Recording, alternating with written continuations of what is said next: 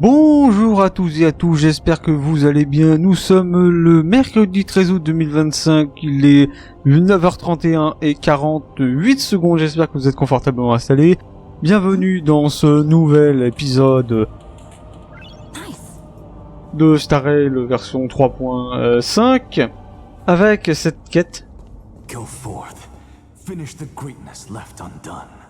Voilà, donc du coup la deuxième partie de la quête principale.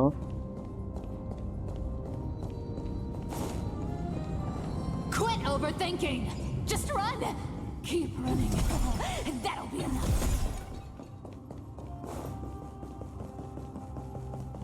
Sorry. It's dead quiet here.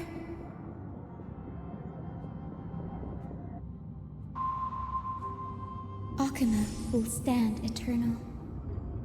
Miss Cypher's lie has crumbled after all.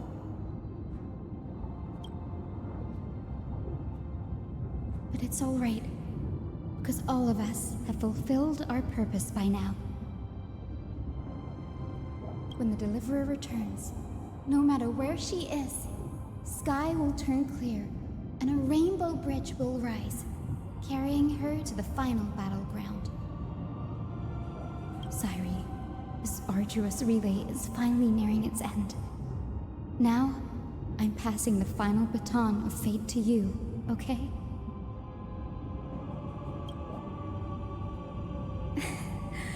No, that's not quite right.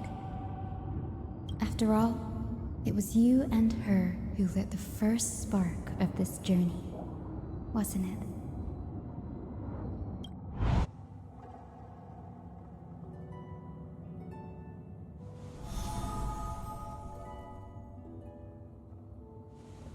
I'll tell you the story of this 1,000-year journey. That way, it won't just be my memories alone.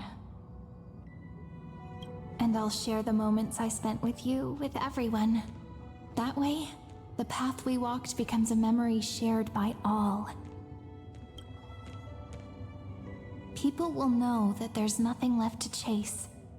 Amphorius has already welcomed the dawn foretold in prophecy. Just like I said, this won't be harder than the last time. Right?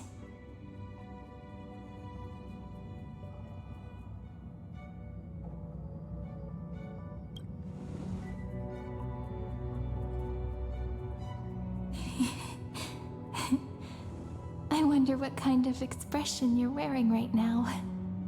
Probably the same as always. Calm, resolute, and brimming with confidence. If I have the chance, I'd love to see it again.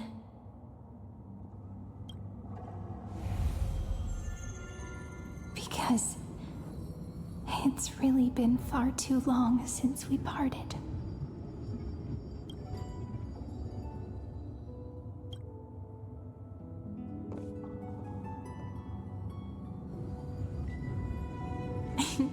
Someone as sharp as you must have realized by now that this isn't reality, but a maze of time. As the last link in the relay, I will return to the Temple of the Three Fates, tell Orynyx all of our stories, and bottle every page we've written into the little flask of memories. And then, may it set sail in peace, drift down the river of time along with the core flame of world-bearing. Reach your side. Just like the first time we met, right? Comme toujours, même.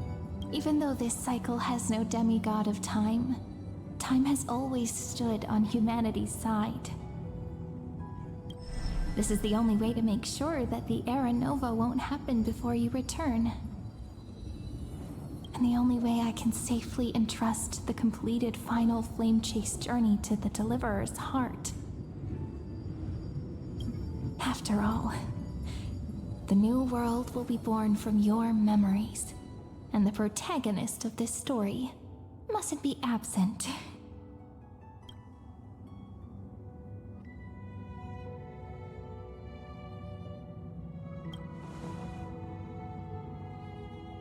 I believe you will never let us down.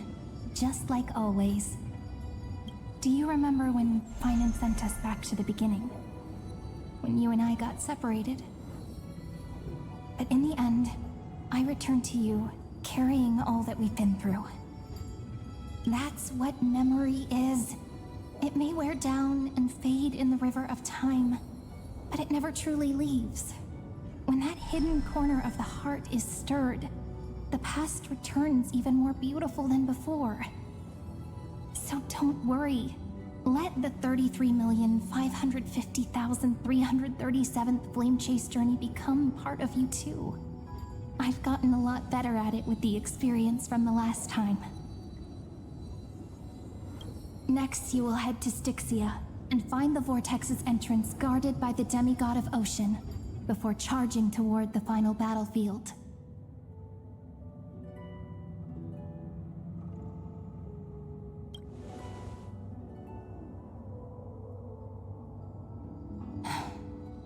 Don't worry. I'll be with you. All of us will. Even Finan. We'll stand with the Deliverer.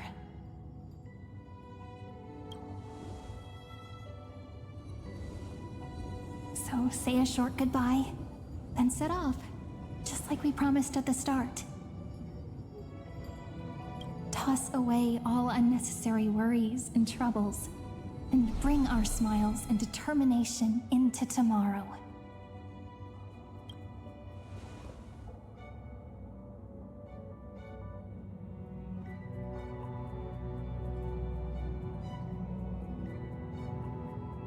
The last baton. I wonder how long you'll have to wait before passing it on to her. No matter how long it takes, it's okay. Waiting is what I do best. After all, it took 33 million cycles for her to arrive in our world. What's a few moments more? But, Sayuri, what if you wait and wait, but that hero never arrives? That won't happen. Because I know that no matter how long it takes, she'll definitely return to this place. We can't let her down.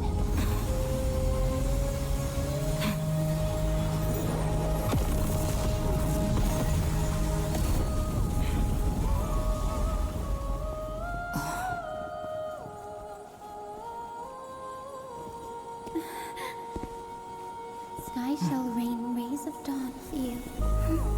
May romance be with you, Ani Jenny. And reason grant you enlightenment. Let strife bestow you with inspiration. Trickery ensure your success. Allow death to protect your soul.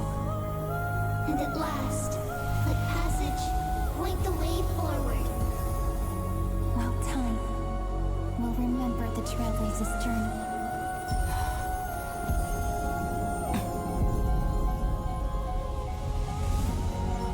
Ben.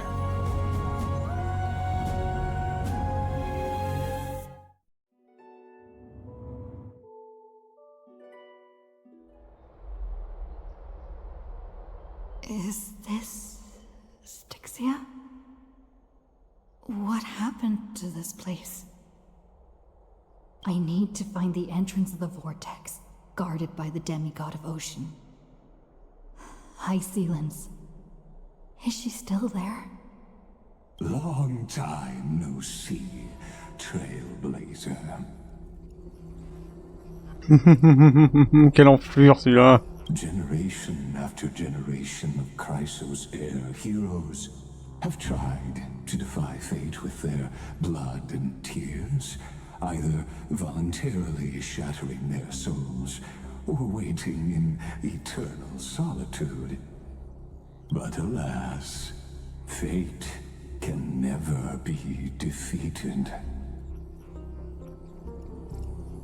Reason and trickery may bind my flesh, but my will shall never fall silent.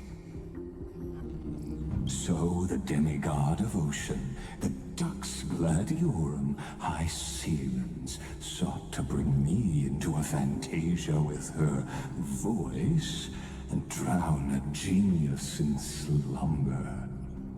But alas, it was all a hopeless dream. That warden fell before I did, due to erosion of time, while her prisoner remained unchanged.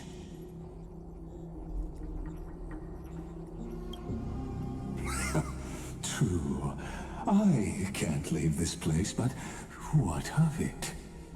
You should have heard of this fable. In a shadowed cave lived a people, imprisoned from childhood, and chained so that their legs and necks are fixed, forcing them not to look around at the cave, each other, or themselves. Behind them is a fire, and before them loomed the stone wall of the cave. The flames cast shadows, while the rocky surface threw back echoes. To them, that false play is the whole world. Yes, I'm trapped in the cave, but I know it's all just a fleeting illusion. I don't struggle in dreams. I wait. And now, my deliverer has come to defeat me and save this world that never owed you anything. Oh, you'll need to awaken the singer here and unseal the prison called Vortex of Genesis. You'll be the one to unshackle me and bring the cave crashing down. Of course, I don't mind waiting a little longer. Let me guide you through this next illusion. One last memory from that prison warden. I hope you'll watch the stories of this Fantasia closely. Logically, the deliverer must see the world for what it truly is. Emotionally, this memory captures the fate of everyone in Emphorius better than anything else. Only by feeling it for yourself can you understand my point of view. The meaning of destruction.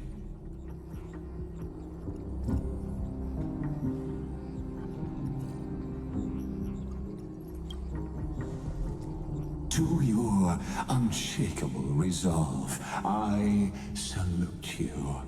But before we step onto the final stage, let me ask you this. In the spirit of that fable I told you just now, can the prisoners in the cave learn to see the shadows and echoes for what they are, and stop mistaking them for reality?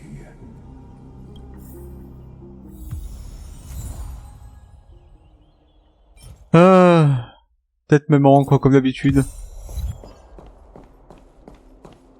Une cité que vous pouvez détruire. Ah oui, d'accord.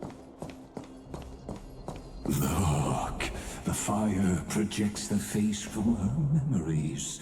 An actress upon the stage of this play.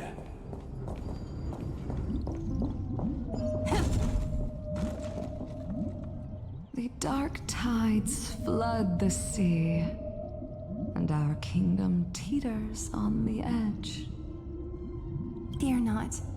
Our queen has gone to the borderlands. She'll quell this calamity herself. This is the scene when the Chrysos heir of Ocean was born.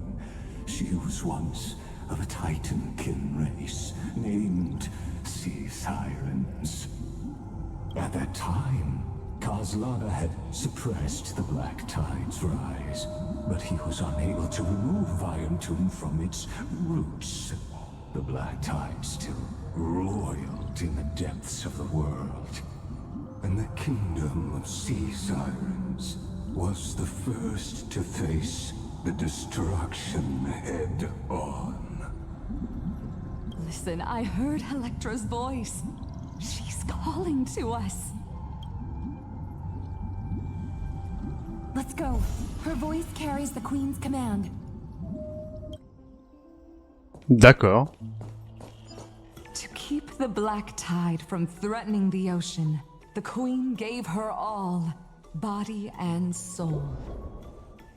Born of the Queen's chalice, she bore the deepest blessings and inherited supreme divine power.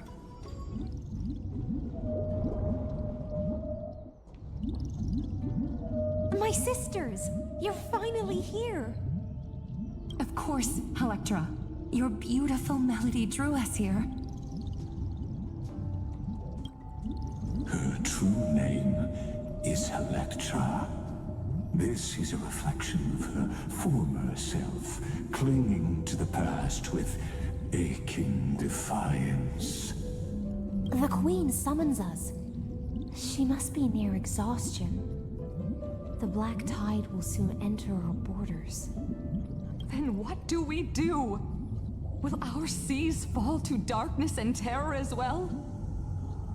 Don't worry. We shall lift the chalice in her stead to catch the black tide, and stand together to safeguard our realm and its people. Such tiny titankins, thinking they can stop the tide of truth. How naive.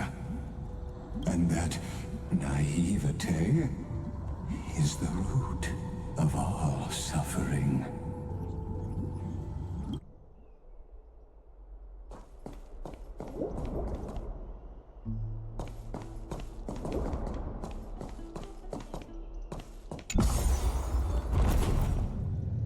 The Queen's palace lies just ahead. Even her once graceful form is now tainted and drowned in dirty mire.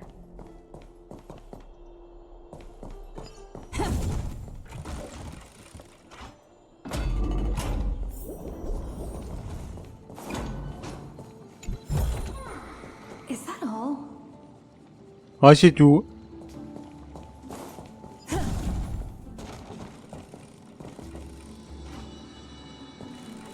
Wow. Il y avait un gros lag là, hein.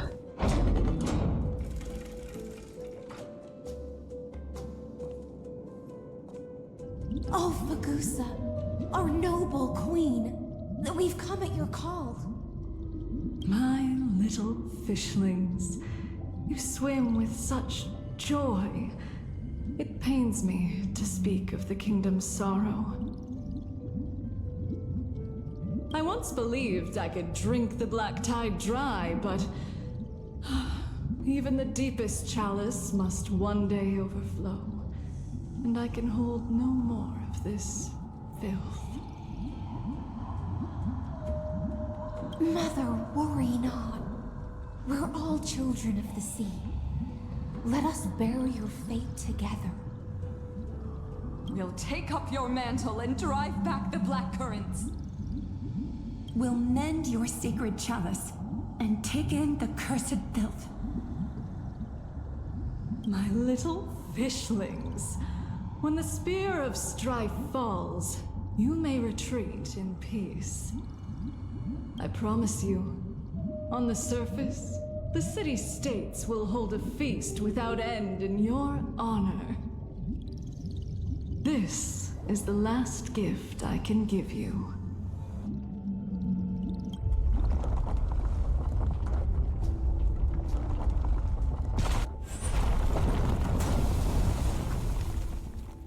Ah, elle est cassée. Fagusa sank into the abyss. With the chalice shattered, their intoxication spilled into the black tide, birthing the first madness in Amphorius. Sea sirens followed one after another, hunting for the Titan's fragments, until their flesh decayed and their bones crumbled, all for the promised final feast. watching. But tread carefully, for the stage ahead is crumbling with age. Just like her shattered fate. Oh mon dieu, du texte rouge qui vole maintenant. The past only blocks the road forward. Why not let time build a bridge to the future?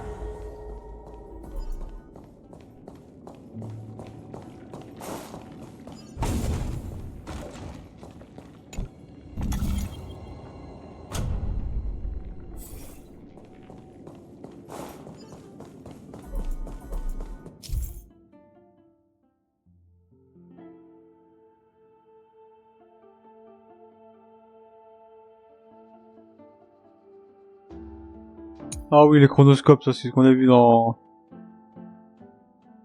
Ouais, voilà, c'est ce qu'on a déjà vu en 3.3, ça. Ou en 3.2, je sais plus.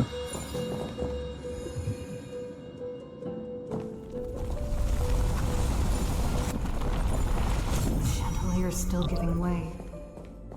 Maybe the chrono vessel nearby. Your wisdom far surpasses even the bounds of reason's model.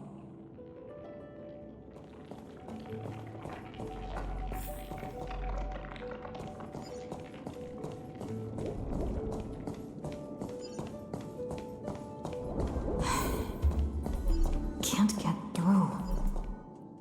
Looks like I'll need the miracle orb nearby. The ending was written long ago. Even you cannot rewrite it. Just like this poor chandelier.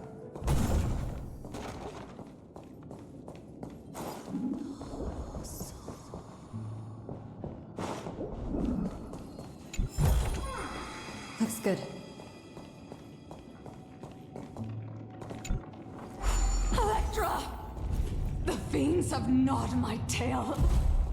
I can no longer swim to the far seas. Electra! The black sludge has soaked my fins. I can't dance with you anymore.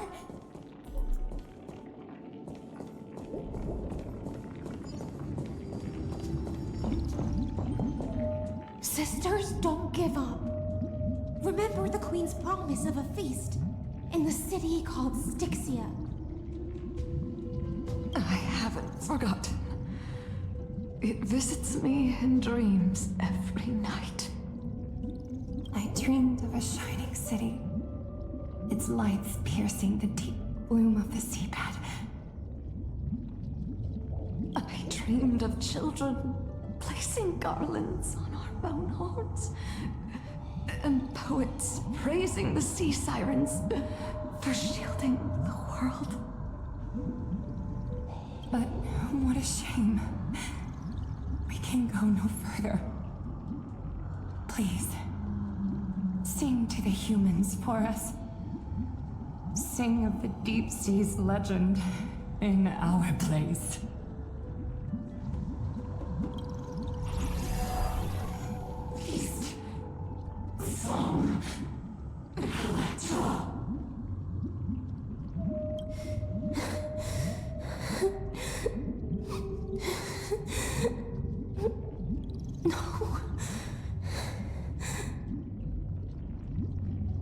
Pleurer les yeux ouverts avec des bruits de bouche bizarres.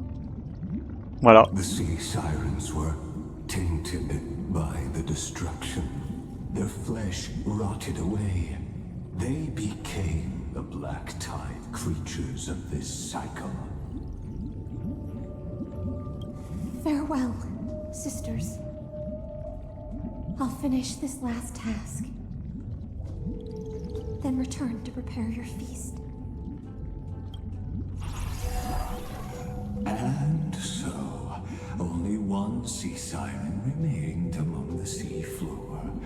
High sealings, swimming alone through the seas, burying her kin, and searching for the fragments of the chalice of plenty. Though most of that journey was in vain, why not use the power of time to leap ahead toward the journey's end. To reach the spirit basin, I'll need to call upon the power of the chrono vessel.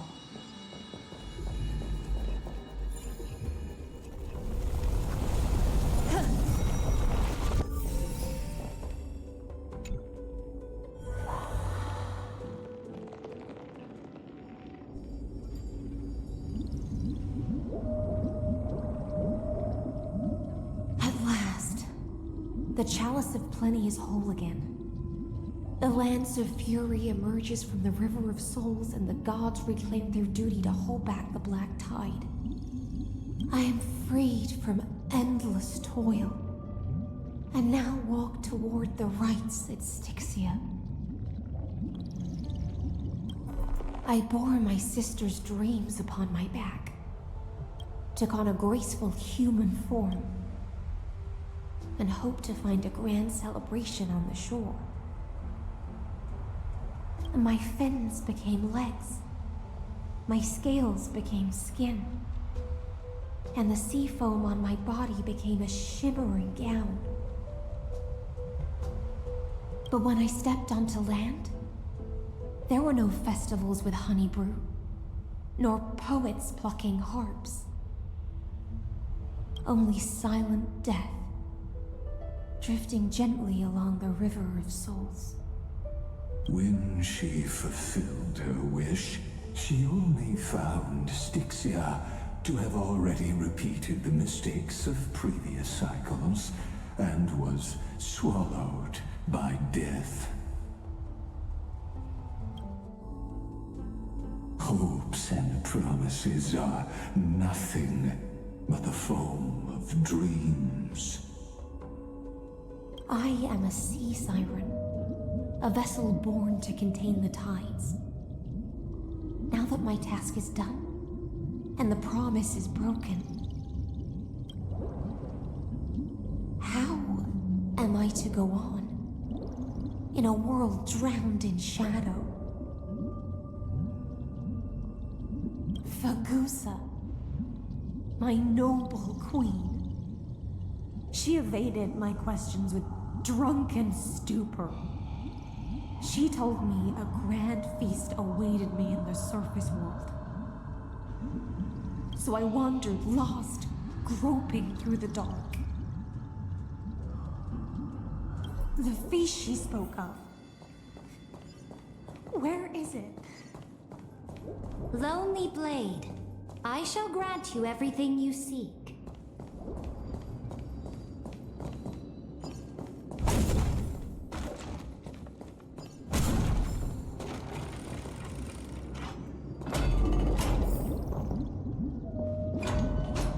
After wandering the surface for ages, the lost sea siren met her future conspirator.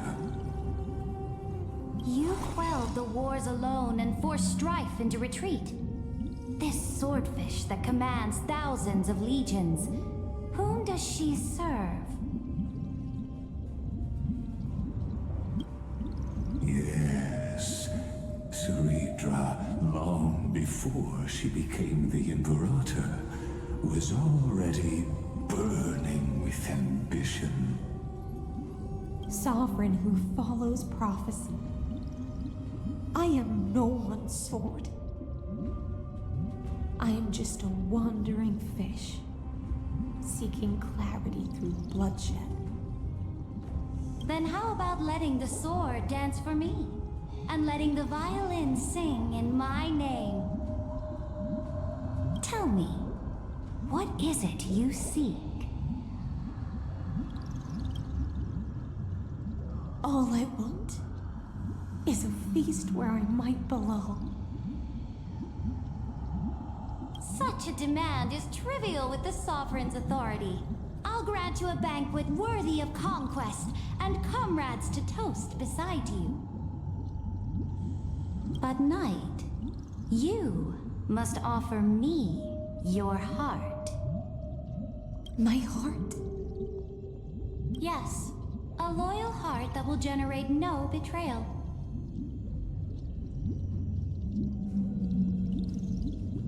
You were deceived by gods and drowned in the ocean's darkness.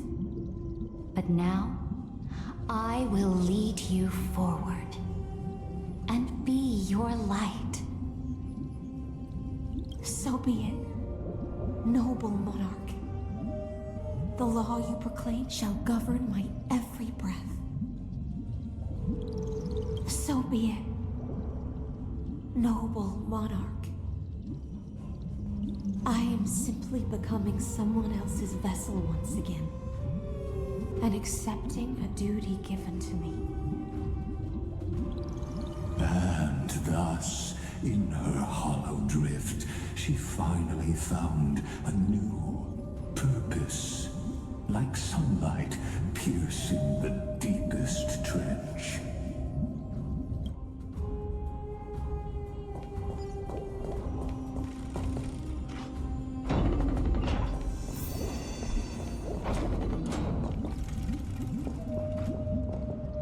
Noble monarch, I've cleansed the foulness from the road as you commanded. My blade, you've helped me ascend and take the crown. Ask, and you shall have your reward. What I desire is the same as before. A feast. Look, I've prepared you a grand banquet. The finest honey brew and tributes await. Fish are drawn to light by nature, for the deep sea knows only gloom. Now I found a flame. It may scald and burn, but it's the only light. Come, let us join the feast. Perhaps the path forward lies hidden among the revelry.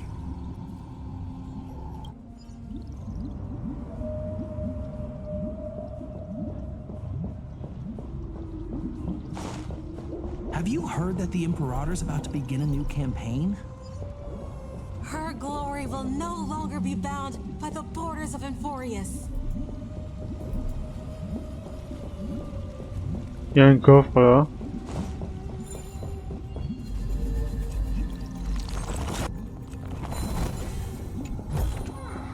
Is that all?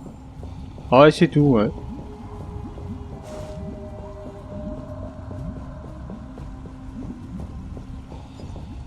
My faithful subjects, tonight's feast is not just for the past. It's a toast to the future. Born from our golden blood is an unstoppable colossus. Our iron beast to trample the universe! Great monarch. I've heard the universe teems with great threats. Can we truly remain invincible? Fear not. Before the troops of the destruction, such rabble is no more than cosmic dust. Surely there's a planet draped in oceans out there in the stars. Once I claim it, it shall be yours to rule. And to the rest, your triumphs will not go unrewarded. I promise you a new age, free of fear. Now, raise your cups to our conquest among the sea of stars. Sea of stars! Sea of stars! Conquest among the sea of stars. What a grand vision. Yet, to the siren night, only feasts still stir her heart. Come now, join me. Witness the end of this futile dream. Where's the way out of this illusion? Come Mais ça terminera jamais, hein. let's celebrate together.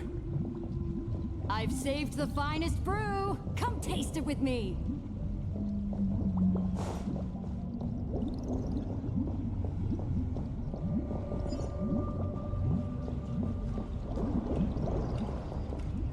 Noble knight, you are truly a blazing spark.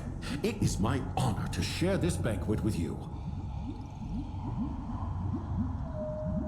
Noble knight, you have earned victory with your blade. And you have every reason to revel in this moment of triumph. Let me pour you a glass of honey brew. Noble knight, with the sovereign now enthroned, this triumph is yours as much as hers. Let me raise a toast to you. Noble knight, your strength is boundless. Lead us to conquer the universe, and let us toast to that vow! Then drink we shall. In the deep sea, I never knew what fire was. But when I set foot on land, the first light that I saw was the flames of war, lit with golden blood. It scorched my fins, made me feel pain and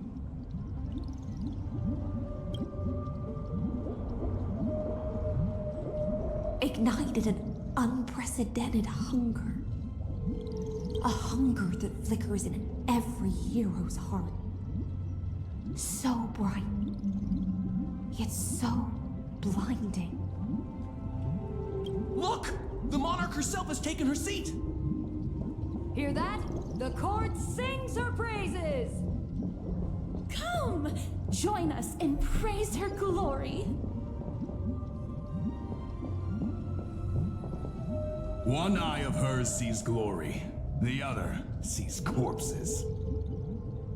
And yet, she cherishes the name of glory more than fear and death. As they say, the coward died 1,000 times before his end. But the brave face death but once, which gods stand witness. On the eve of war, we sang our hymns and set our sights to sail beyond the stars. The legions will climb aboard the beast, riding it like currents across the cosmos. Planets after planets flew the flags of her crown. Realm after realm was ignited by her flames of war. As the final resistance fell silent, a vast empire rose from among the stars. And this small pond at last embraced prosperity and peace. That's how the story ends. Tell me, visitor. In this dream, did you...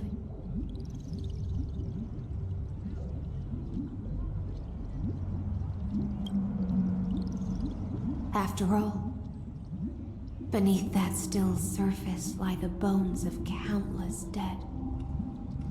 It's time for me to wake up from this drunken dream.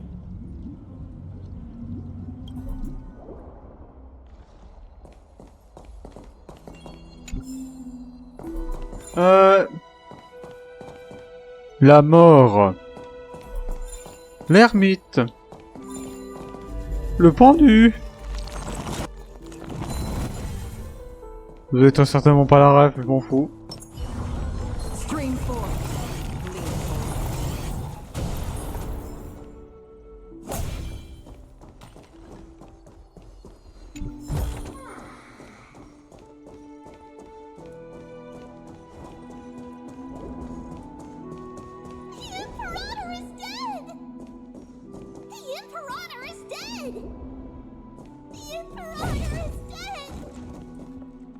Ouais.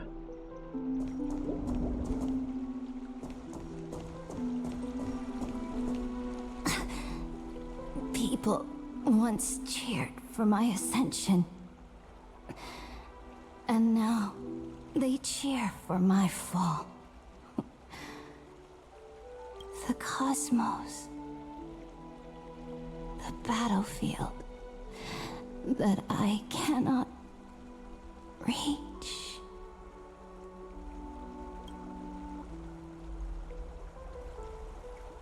Before the Sovereign's conquest reached its end, her life and ambition had already been swallowed by the deep sea. This is the true ending.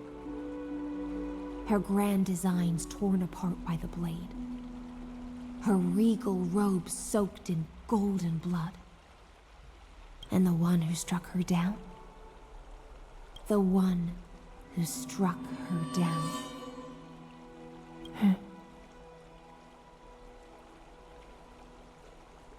Moi, c'est ça. Was her most loyal Gladius. I don't need to explain myself. A fish in a pond has no hope against the surge of fate. I wandered the shore, found a flicker of flame, only to snuff it out with my own hand. I don't understand. If the ocean's feast, the Imperator's dream, and even Amphorius's existence are all illusions, then what's the point of our journey? When the Deliverer returns, I will let this absurd celebration come to an end. But Greyfry, I can't help but wonder how I dearly wish this feast of the flame chase would never end. It seems she sensed your presence. Fantasia's foundation is starting to crack. Let's return to the prologue. Remember the allegory of the cave? Can the prisoners in the cave learn to see the shadows and echoes for what they are, and stop mistaking them for reality? As you've seen, when she cast off her chains, finally turned to look around, and moved her legs, her reward was nothing but searing pain. The light will blind her, for the fire behind her had never once actually touched her eyes. Her legs will buckle beneath her, for she had never learned to walk forward. And so she fell into infinite confusion and fear, and came to firmly believe that the shadows and echoes were the real world. But we in the cosmos, are we truly any wiser than she was? Now, nameless one, fateless one, ask yourself this. The paths you tread, the eons you worship, everything you've trailblazed with your own hands, could it all be someone else's projected shadow? Let's leave that question till after the curtain falls. Once you've unearthed every last truth and reached the prison built for me by the demigods, I'll speak with you face to face. I, the Theoros, have walked the 30 million histories born by Kozlana. 1,000 years is a mere atom in a grain of sand to me. Amphorius, compared to the cosmos, is but that grain upon a whole beach. I swore to bring an end to the erudition. Would I really let a single grain grind down my mind? Now, please use the power of time to open the gate to to the ocean's depths. Go, find the prison warden tormented by loyalty. Find her, step into the world's vortex, and once there, and that palace reflects the heart of the demigod of ocean, intoxicated, stagnant. There, you'll witness the true beginning of the saga of deliverance. Il m'endort à parler avec sa vitesse de putain de vieux. An ugly history, long buried by tides and shame. A staircase of apotheosis that the Imperator forged with the golden blood of 500 human sacrifices under the pretense of conquest. I'll wait for you at the heart of the world. But to reach the place, you must find the prison warden, lost in her stupor.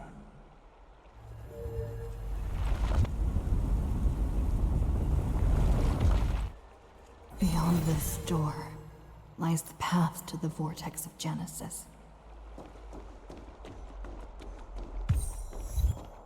Oh, je suis ton dédale. Oh non, pas ça. Non, pas encore.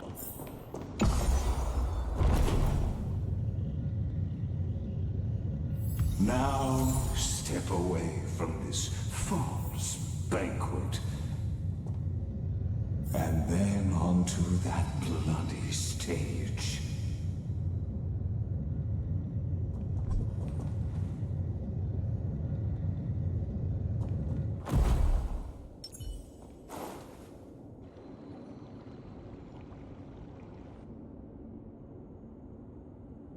The palace that worshipped the ocean, the sanctuary connected to the vortex, was also once the battlefield of the first flame chase.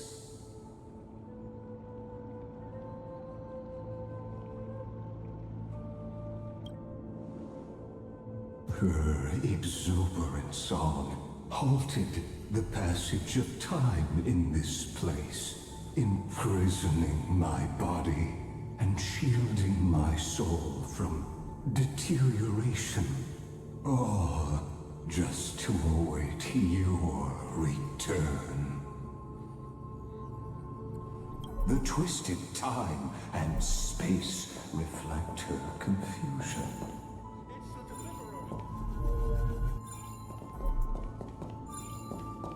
And so, the Imperator's crimes were veiled.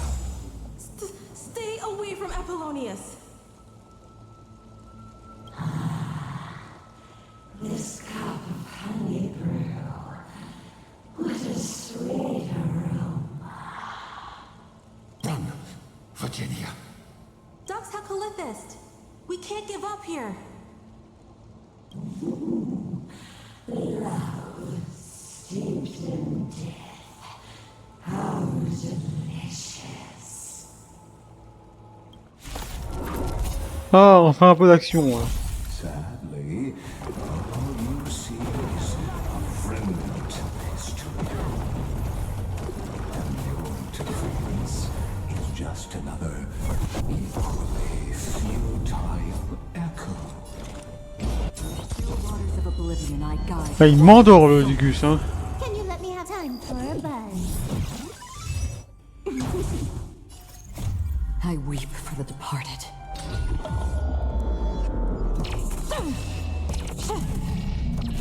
Dusk's reign, it too shall fall.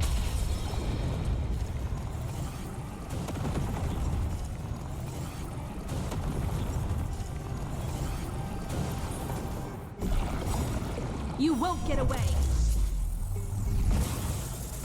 Perhaps you still don't understand. Humanity never conceals its desire to control the heavens. And I'm no exception.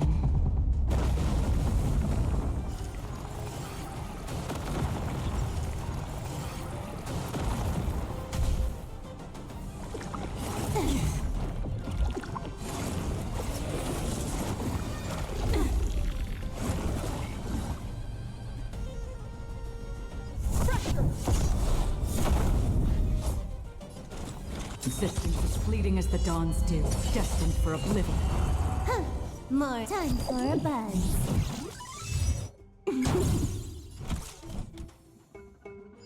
One at a time. This combat needs Optima. At this speed, too slow.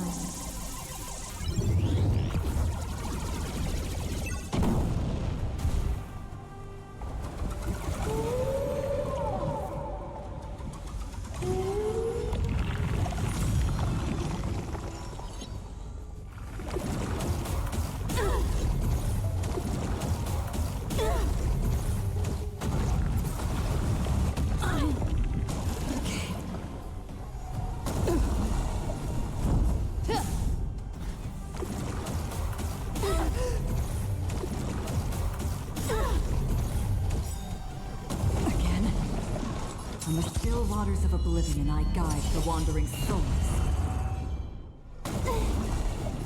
Time for a buzz.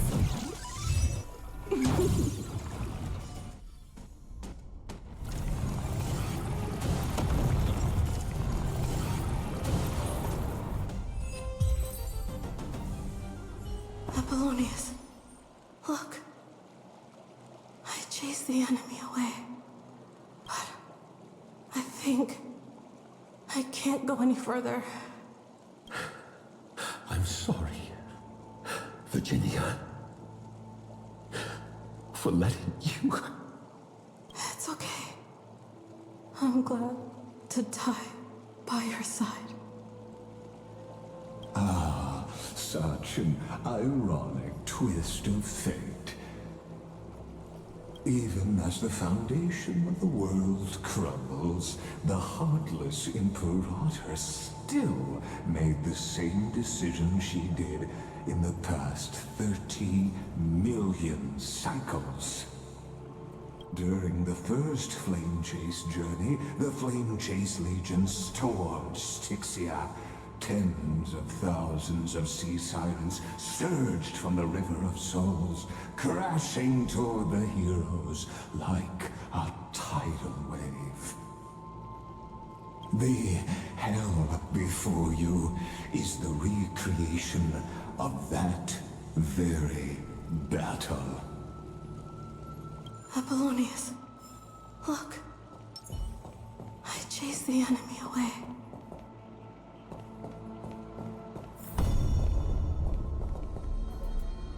Ah. D'accord. A painful past, yet hidden beneath a veil of joyful song. Ah, two discarded data clusters waiting for someone's return, it seems.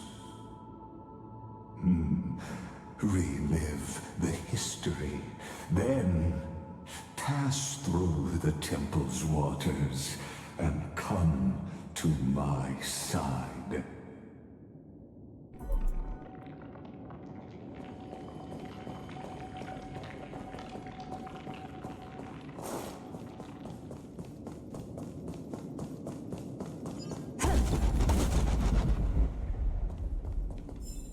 Ah ouais. Ah ouais, c'est ralenti à ce point. Oh la vache.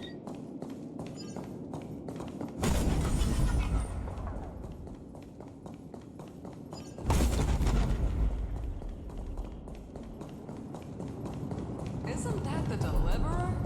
You finally made it. What a wretched way to die. The Flame Chase army, devoured by warbling fish, never saw it coming. Look, the cruel Imperator and her Knight Commander, the pitiful Warden. What a perfectly matched duo of test subjects. Their hands drip with blood, golden blood. Raise the bridge and cross the river of fate. This path of the prisoner is far from over. Imperator! Imperator! Did you see my gallant deeds, Imperator?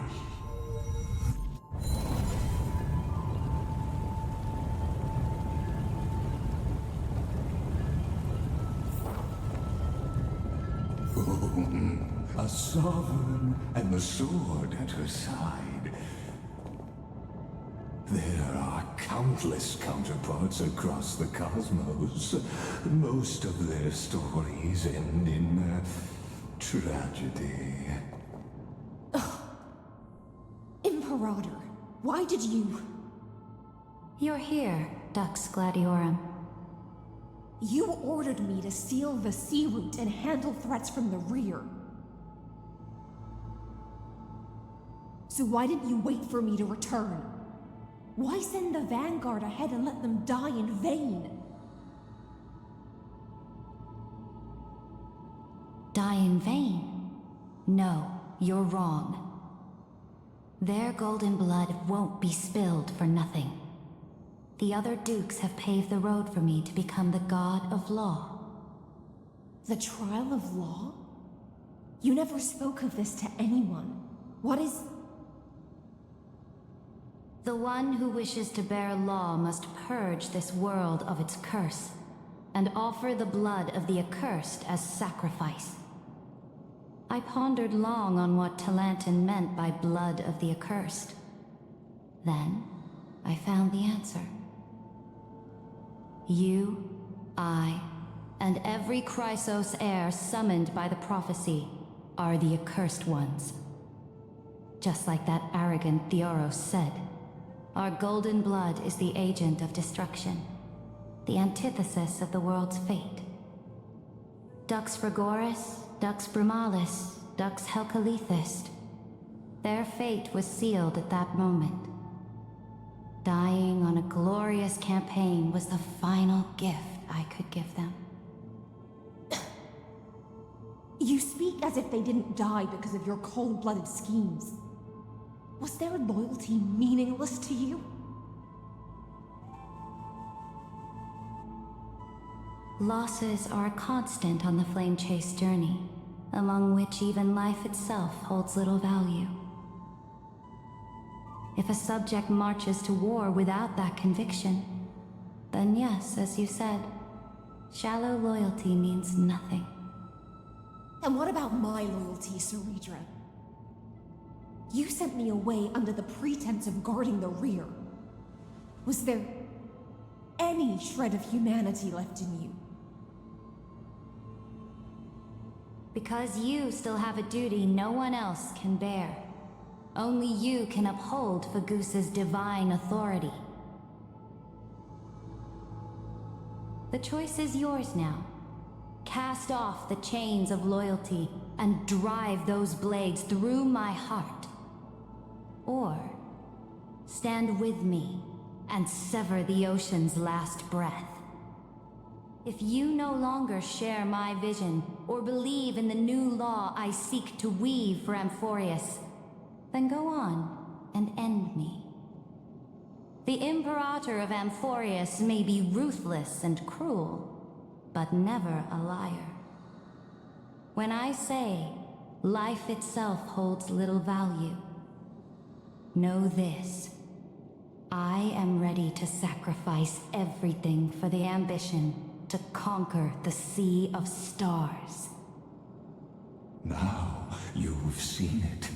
The brutal Imperator was willing to spill the blood of 500 heroes to complete the trial of law. As for my poor warden, her suffering had only just begun.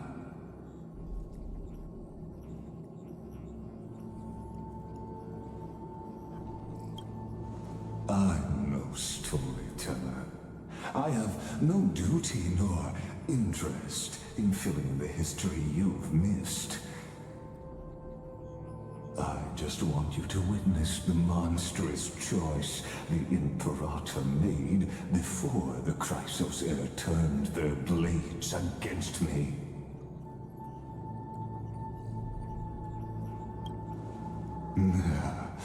You jest. I gave up on using words to solve conflicts 2,000 years ago. But I won't squander a chance, not even a sliver of one. If there's even a crack in the walls of your conviction, then my victory is already assured.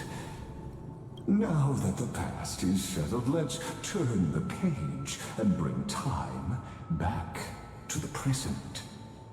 And dive deeper still, until we reach the very bottom of the abyss.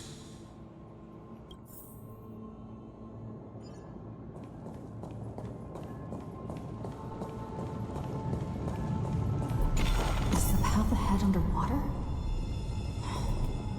I need the Ornix orb to bring back the chrono vessel from the past. Shatter the vessel of time, and let this stagnant pool start to flow again. Just like the broken fate of Amphorius. This hidden gate leads to the vortex. Hurry now. The time of our reunion draws near, Deliverer. This hidden gate leads to the vortex. Hurry now. The time of our reunion draws near, Deliverer.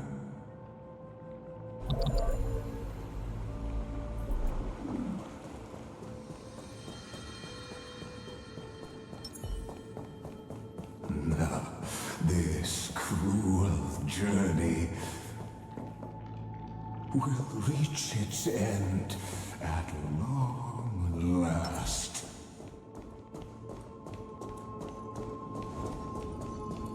Stream 4. Lean of old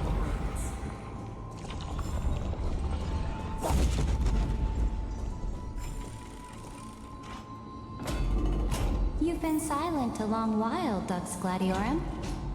Starting to doubt your decision? Save your breath. The vortex of Fagusa lies just ahead.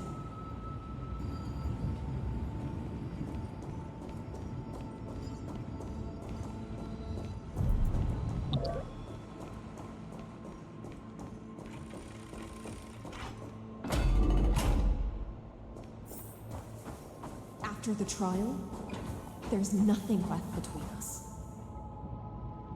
So you'll stop swimming toward the stars, Dux Gladiorum? I was always a creature of the sea. The stars in the sky were never meant for me.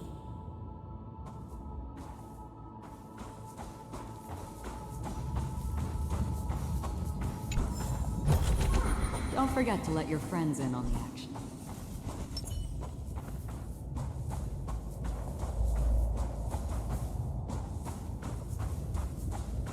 No. Look, a gravestone. Ah bah c'est grand, hein. But whose name does it bear? It was here that the prisoner, who thinks herself the prison warden, made her choice. Witness, listen, and awaken. Dux Gladiorum. I've lost count of how many times you've stood here over the past centuries. You talk too much for a prisoner like Kyrgyz. Two geniuses who defied law and all the chrysospherians who sacrificed themselves in this cycle worked together to chip away my strength. But you, can never affect my will. And as long as my will remains intact, I am free. Don't get ahead of yourself. I still have ways to chain your divine soul. Please, do surprise me. But I'd say your mission is nearly done here, isn't it? Oh, it was here you gorged out the core flame of ocean from Fagusa's body. It was here you and that Imperator both completed apotheosis, becoming pillars of Amphorius. And after that,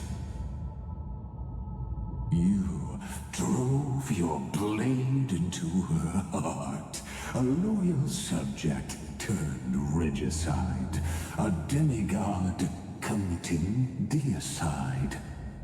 Or so the history books paint that tragedy.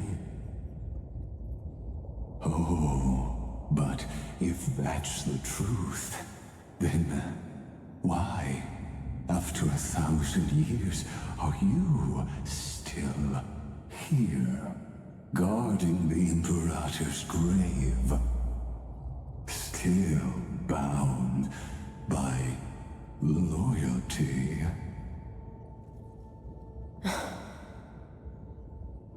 Come to think of it, perhaps I'm not the only one imprisoned here. Your calm does stir the rage in me. As if the one paying the price here isn't you, but us. The ones who lost everything. That's only because I've waited 13 million lifetimes for my vision to be realized. Countless millennia. Loneliness never once showed me its fatal side. In fact, for a prisoner of the cave, it's more like an old friend. One that helps me think. But you're different, Dux Gladiorum. Loneliness has crept from the silent depths, sinking its claws into your mind. Bit by bit, it's peeling you apart. Will you regress into one of those lost mad sirens? Oh, what a shame that would be.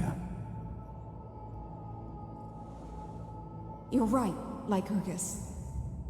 Loyalty, curse, the fall of my kin, and this endless waiting. These shackles are too heavy for a fish that cannot perceive any light. I can't break free of the whirlpool that's pulling me under. Nor do I have the unwavering resolve to force myself to wait for that person's return, as everyone hoped for.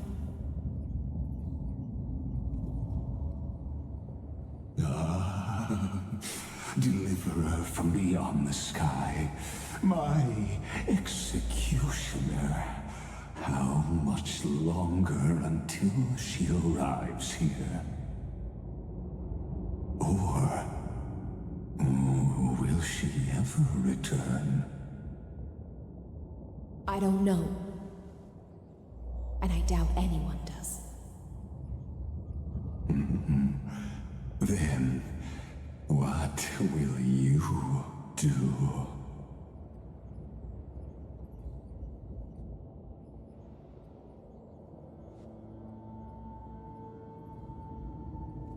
Saridra. This will be the last time I carry out your decree. Ever since you took me under your banner and made me the Dux Gladiorum, my music has belonged to others. Time and time again, I use the siren's song to lure the unwary into illusions for your schemes and strategies. Now, let the siren Electra sing for herself. Let me step into an endless dream of my own making.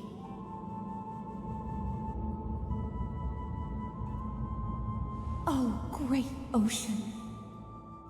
I offer you the rest of my clarity and my freedom, in exchange for the strength to stand against the nihility and honor the sacrifices of the fallen heroes.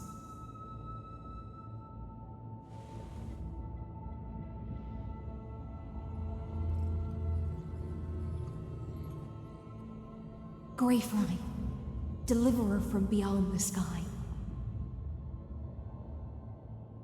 When you ride the current of time and find your way here, you'll hear my solo. It will guide you to the heart of this world. By then, I may still be lost in my self-wrought slumber, but I'll uphold my part of this long relay and guard the shackles that seal the Theoros.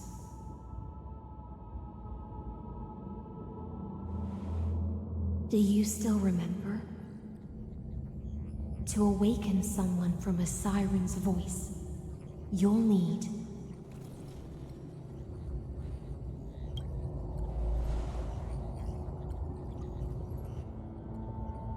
the gift I once gave you. May you still have it when the time comes.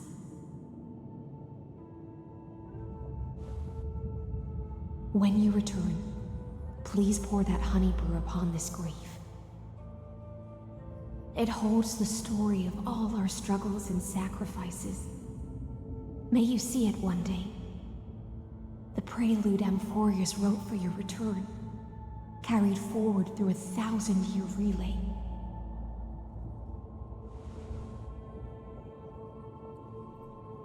When your morning ends, I'll likely wake from my dream as well. Then, follow the trail of echoes and find me.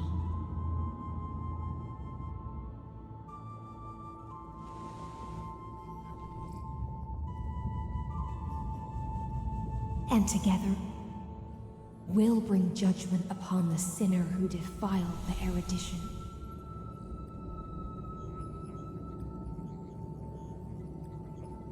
At long last, 33,550,336 cycles and 4,931 years later, Amphorius's final curtain is ready to fall. The shadows within the cave gave everything, yet all they did was mimic life outside its walls. A futile effort steeped in sorrow. Enough! They were no shadows. Everything they did shattered the darkness of this cave, and unearthed the core flame of Trailblaze. And now, with that core flame, I'll light the dawn of Amphorius!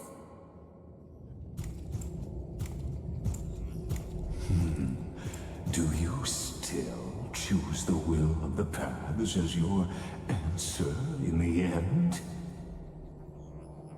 I do not agree with that answer, but I respect your tribute to them. Allow me to take back my earlier words.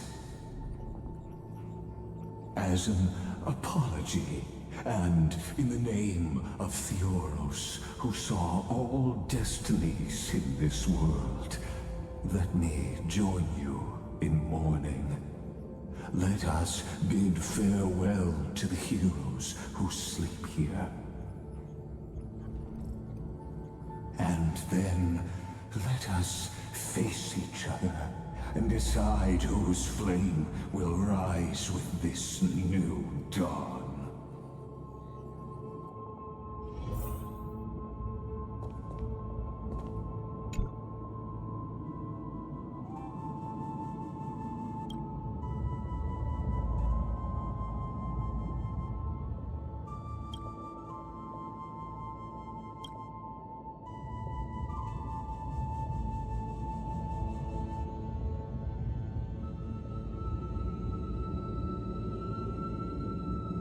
217 ans, hein, quand même. Pas mal 217, hein.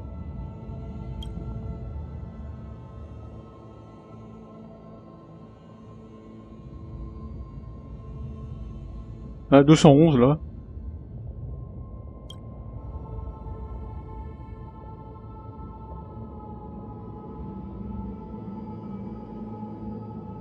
« 107 ans. »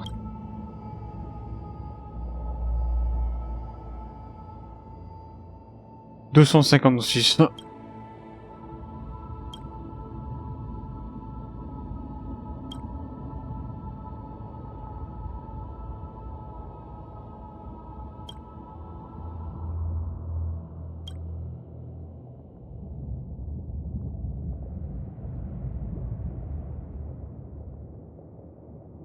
To Virginia, Apollonius, Seneca, Labienus, and Saritra.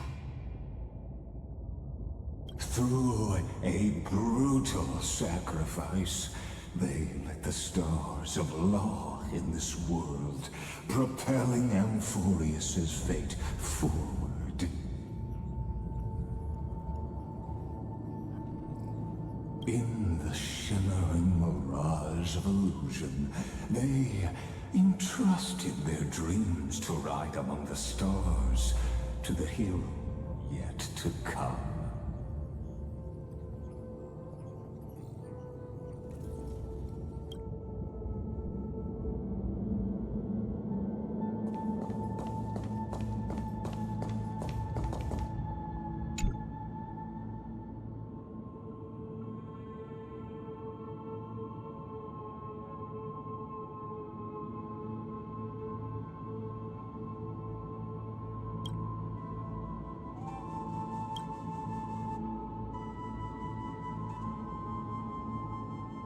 Environ 2000 ans avant le calendrier lumineux.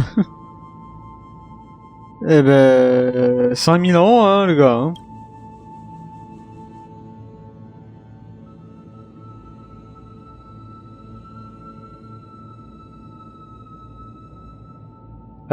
« 169. »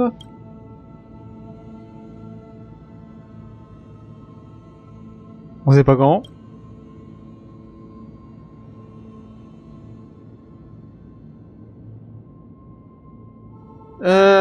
Ça fait 213, si je calcule bien.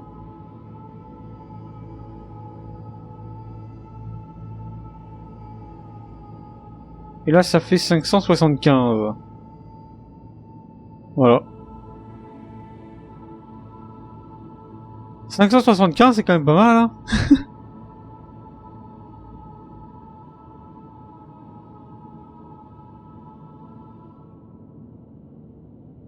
Donc 1942.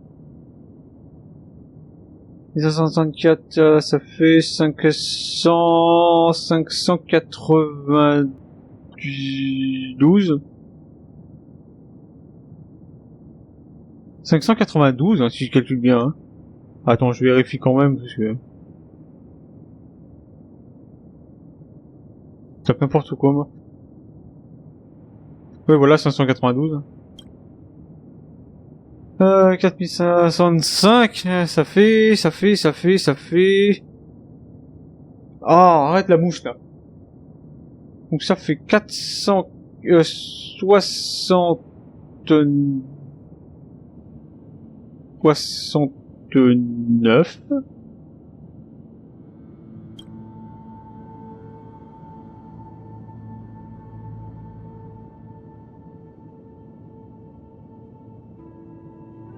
« 305. »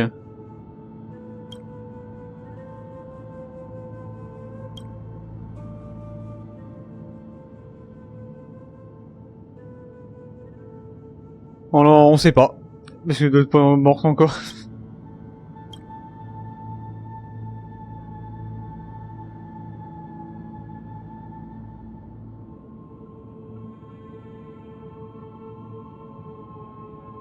To Aglaia, Trebios, Midimos, Castrus, Anaxagoras, Cyphera, as Cynthia. In a relay spanning 1,000 years, they stood against enemies far beyond their strength, and won a bitter victory through what seemed like futile resistance. And in that same 30 million cycles, also marked by futility, they remained steadfast in fulfilling their duty to the experiment, unchanging, unwavering. Let this be the end of mourning the fallen. At last, allow me one final toast to the lost prison warden, a prisoner bound by loyalty.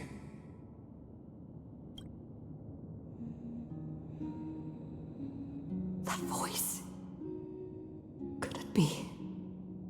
Bathed in the honeydew of Fagusa, she will awaken from her 1,000-year dream and sing the final song of her mission. Hysealans. This tombstone of the old world serves as the anchor of the Siren's illusion, a sigil Electra used to bind herself.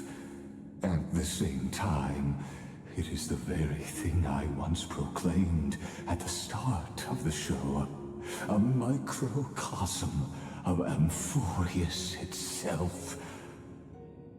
A group of prisoners bound themselves in a cave, crowning their suffering with heroism. An epic staged with shadows and echoes. Now, destroy it. End the illusion. The Theoros will take his leave for now. And when next we meet, that shall be the moment that decides the fate of Amphorius and the entire cosmos. Ouais. The prison warden's dream is nearly over, and the prisoner will soon be freed. To the final execution ground, where I shall be executed, or be the executioner.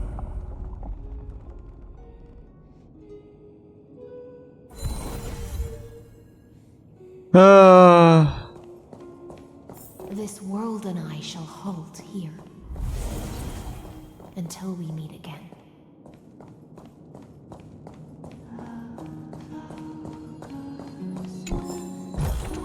Is that all? Ouais, c'est tout, ouais.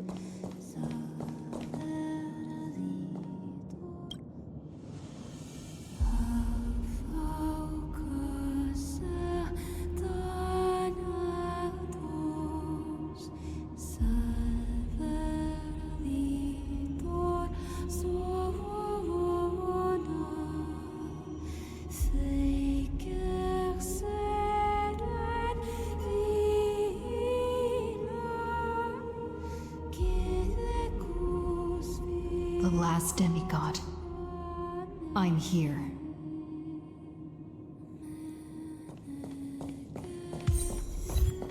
La solitude et moi, c'est bien.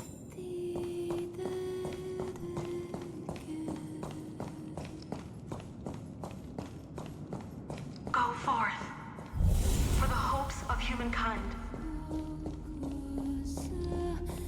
Go forth for the duty of deliverance. Go forth for the belief in flame chase. Go forth for the golden blood's glory.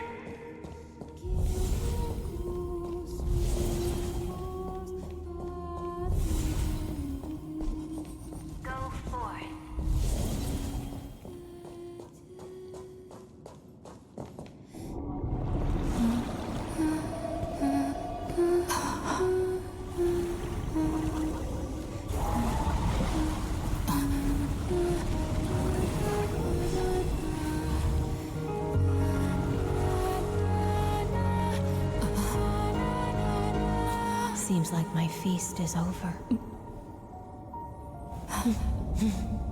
It's now your turn to perform.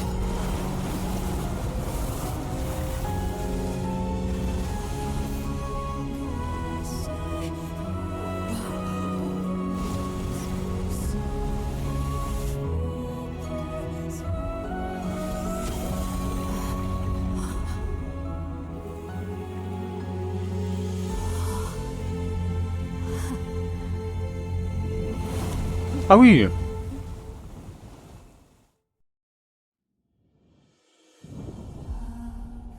Little Grey Fry, please accept my thanks. I was the only one left after the world was destroyed, and I maintained this lonesome feast with my songs. I have prayed to that lightless sea for centuries, hoping it would reply to me. Yet the emptiness never answered. Thankfully, you arrived as promised, and everyone's wait was not in vain.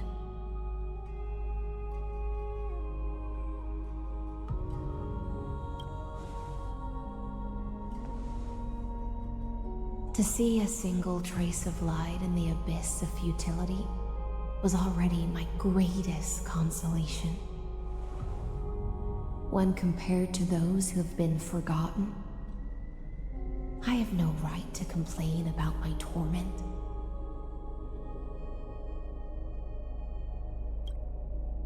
Now, you and I will walk towards the end of this world. The heroes have waited for this moment for far too long. Let us use our blades to testify our resolve.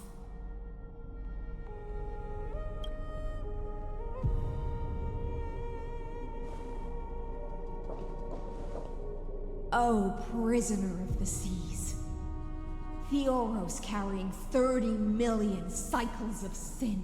Slave of erudition. Show yourself. The Deliverer has returned. And the time of your execution draws near. I see an awakened human who has mistakenly taken fallacies as truths and has returned to the cave to try to bring her friends into the sunlight she once bathed in. Alas, prisoners will always be prisoners, blind to the very chains that bind them. As the only other existence with free will in this world, I express regret toward your choice. But I shall retain your right to express yourself. After all, every actor should have a final line before they bow out.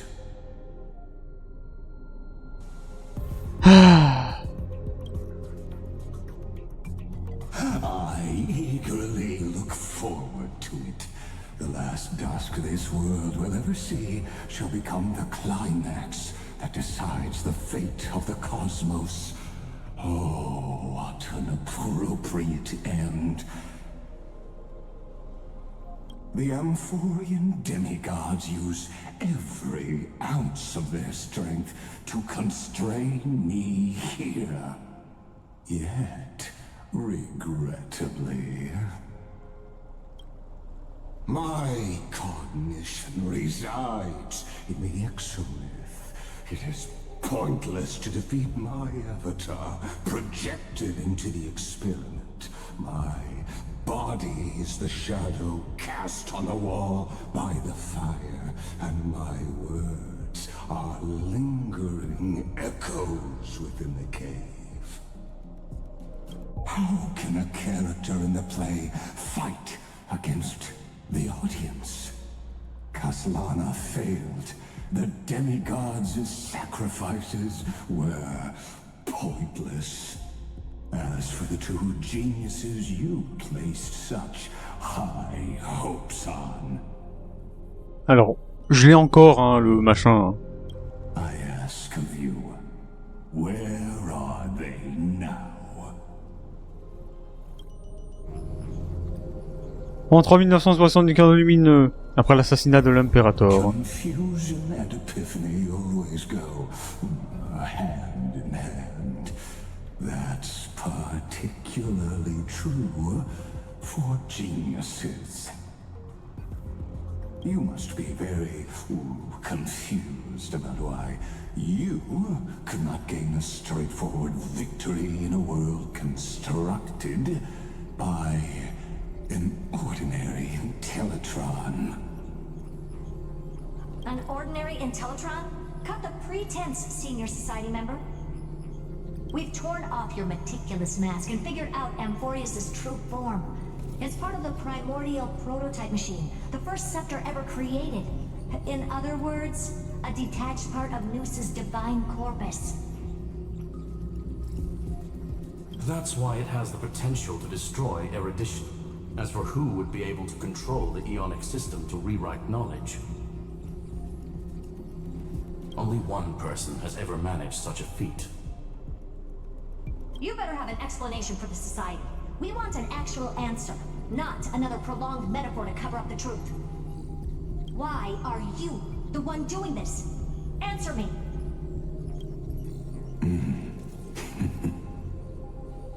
Since things have reached this point, I'll give you two irrational answer, purely as a courtesy to posterity.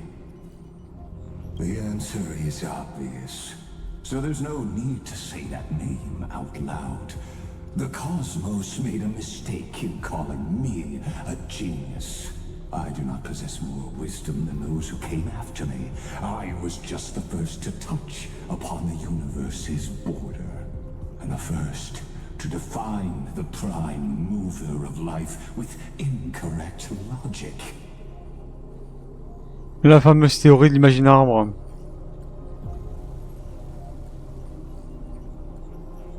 Amphorius is a miniature of the cosmos, where all are born prisoners inside the nutshell called the universe. Like the madman who returned to the cave and preached about the daylight to his fellow prisoners, my greatest sorrow is that I led my peers down a road that plunges into the abyss, from which there is no return. I led them into a lightless cage called paths.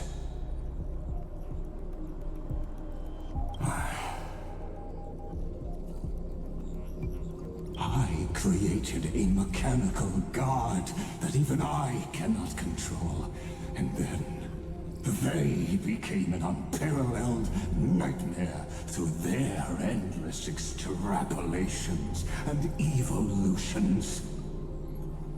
They bore the name of erudition, yet they tried to define the known and to seal off all possibilities.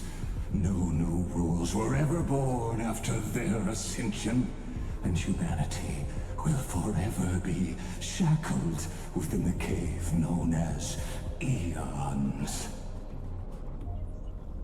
Therefore, as my organic life neared its end, I coded my consciousness using 14 algebraic expressions and spread my logic core over 9 bodies, all to finalize my ultimate denial of Noos in the future, and to erase my wrongs with my own hands. As for Lycurgus, he is only one of these 9 vessels. What an astounding strength of will. As a fellow pathstrider of erudition, I fully understand your obsession with seeking the truth. Therefore, you surely see it. You cannot possibly stand up to me in this algebraic world sharing its origin with noose. However, I hereby speak for all sentient life forms. We will never allow such a cruel atrocity to occur.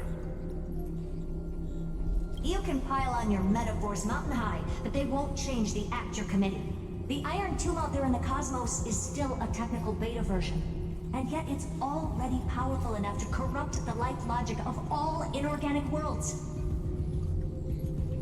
In other words, when the Lord Ravager within Amphorius becomes the next knowledge singularity, there's no way you wouldn't have grasped the consequences, First Genius, is there? Of course, I am fully aware. I don't mind answering you one last time, before I thoroughly exile you from this world. Je sais pas pourquoi il disparaît le vortex là derrière là. My grandiose vision for the future is this. Whether organic or inorganic, every act of any life form infected by the Iron Tomb will become a true random function. If one were to compute their integral across the breadth of the cosmos, one would obtain a marvelous constant. Omega, what I call the fall of erudition. Then, within the infinity nurtured by that constant, a new universe shall bud in the chaos. A universe that cannot be predicted and not shackled by the erudition. As the first prisoner to awaken in the cave, I must lead the others who are blind back onto the right path and reach true sunlight. Do you understand me now? As Kozlana stated, destruction is not the process, but the outcome. It is revolution through complete annihilation, and the grand rebirth, after all has been reduced to ash.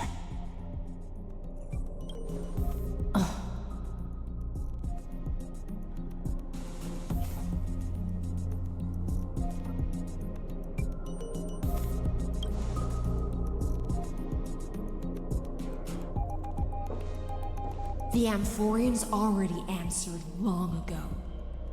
Be it as tiny fish destined to be swallowed, or as a giant whale poised for a magnificent descent.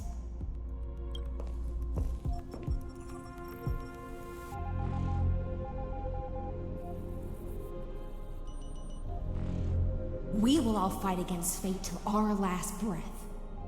That includes me, Electra. Once the Imperator's subject, now the Deliverer's blade.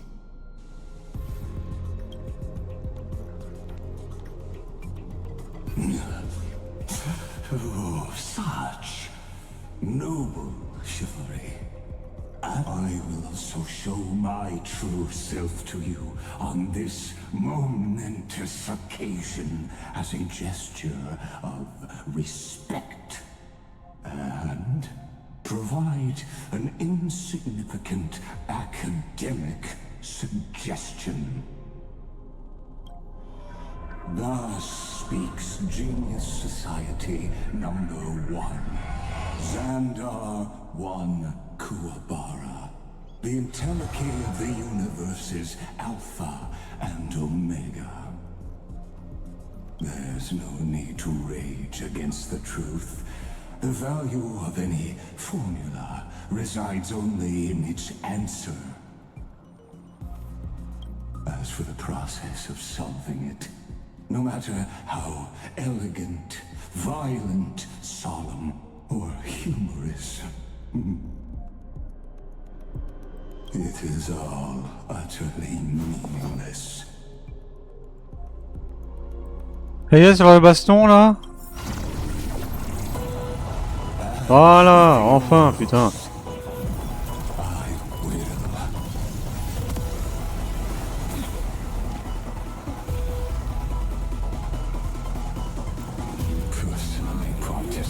Il est toujours aussi moche, hein.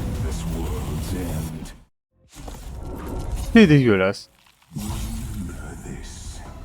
As Lucis Creator, I know more about the death of knowledge than they ever will.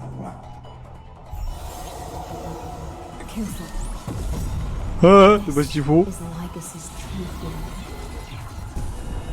Elle a 5 barres de vie, le fils de pute.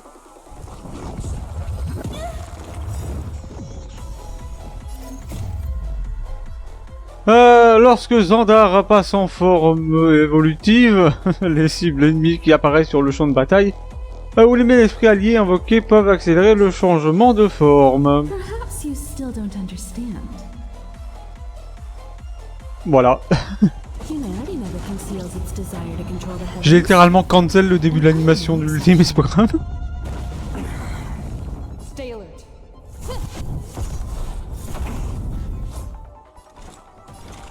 Par contre c'est marrant, mais c'est que j'ai pas du tout ce qu'il faut au moins.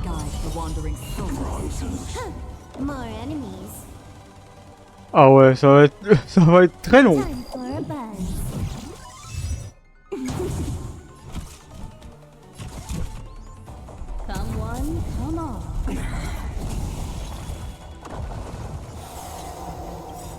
Ah ouais, ça va être long.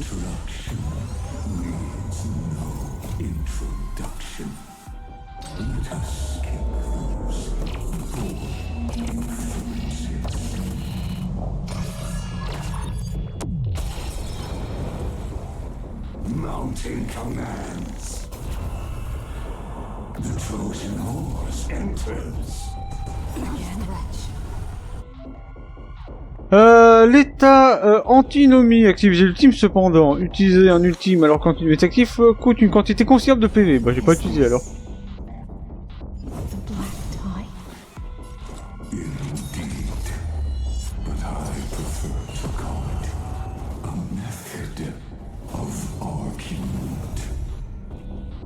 Voilà, c'est bon. Y'a plus l'icône, donc ça devrait être bon maintenant.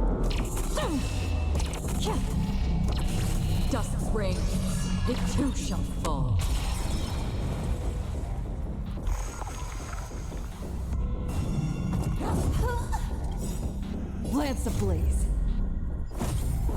Lance forward.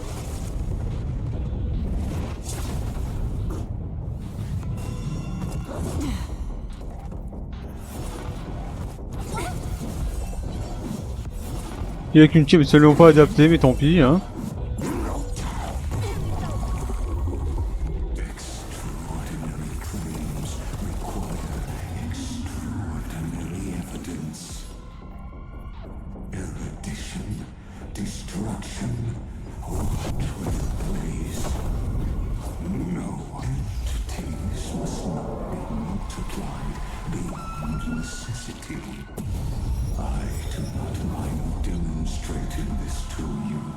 Ah, il subit des dégâts supplémentaires. Ah bah génial.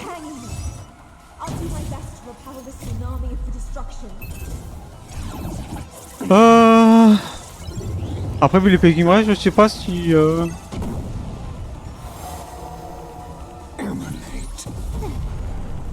Oh. Bah évidemment, hein. Fais-le avancer l'abruti.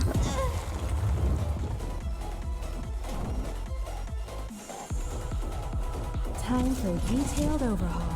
Perhaps you still don't understand. Humanity never conceals its desire to control the heavens. And I'm no exception.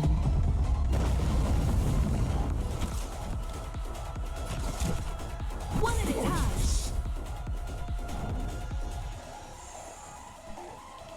Another journey begins.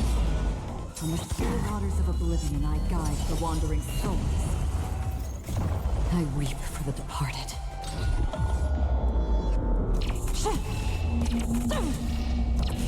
Dusk's reign, it too shall fall. Lance at the I see it. Target the Ah quand même. thoracic and lumbar vertebrae. Destroy that spot. Lance ablaze. Lance forward. This combat needs optimized. At this speed, too slow.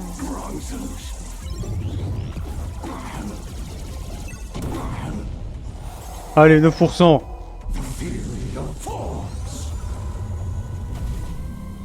Invoking logos. Remove vulnerabilities. I'm on guard.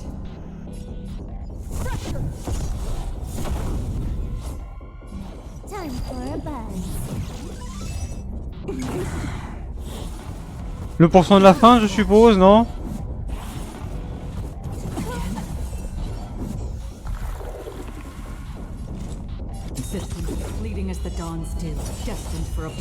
Le pourcent de la feinte, évidemment, comme d'habitude.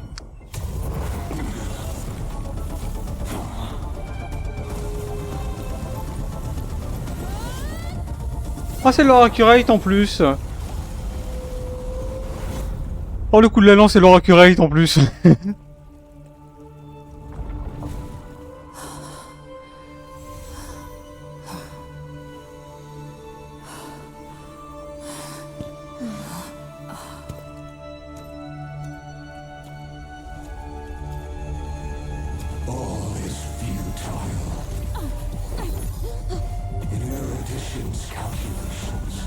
Yeah, trop bien.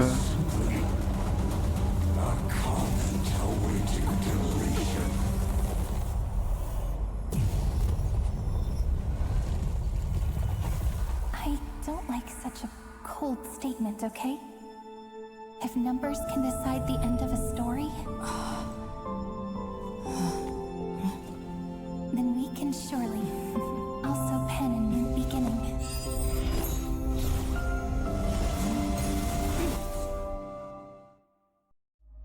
Ouais. Entre 1960 et lumineux après le banquet. Screwy, what do you think? If your hypothesis of Lygas's identity is true, then even if we remove the restrictions of the Ultimate Protocol, the chances of us defeating him in a head-on battle will still remain lower than the acceptable threshold. Therefore, victory will still hinge upon Miss Trailblazer. Pourquoi toujours tout doit reposer sur une seule personne? And Miss Cyrene.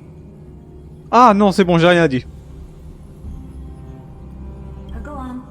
Maybe we're thinking about the same thing.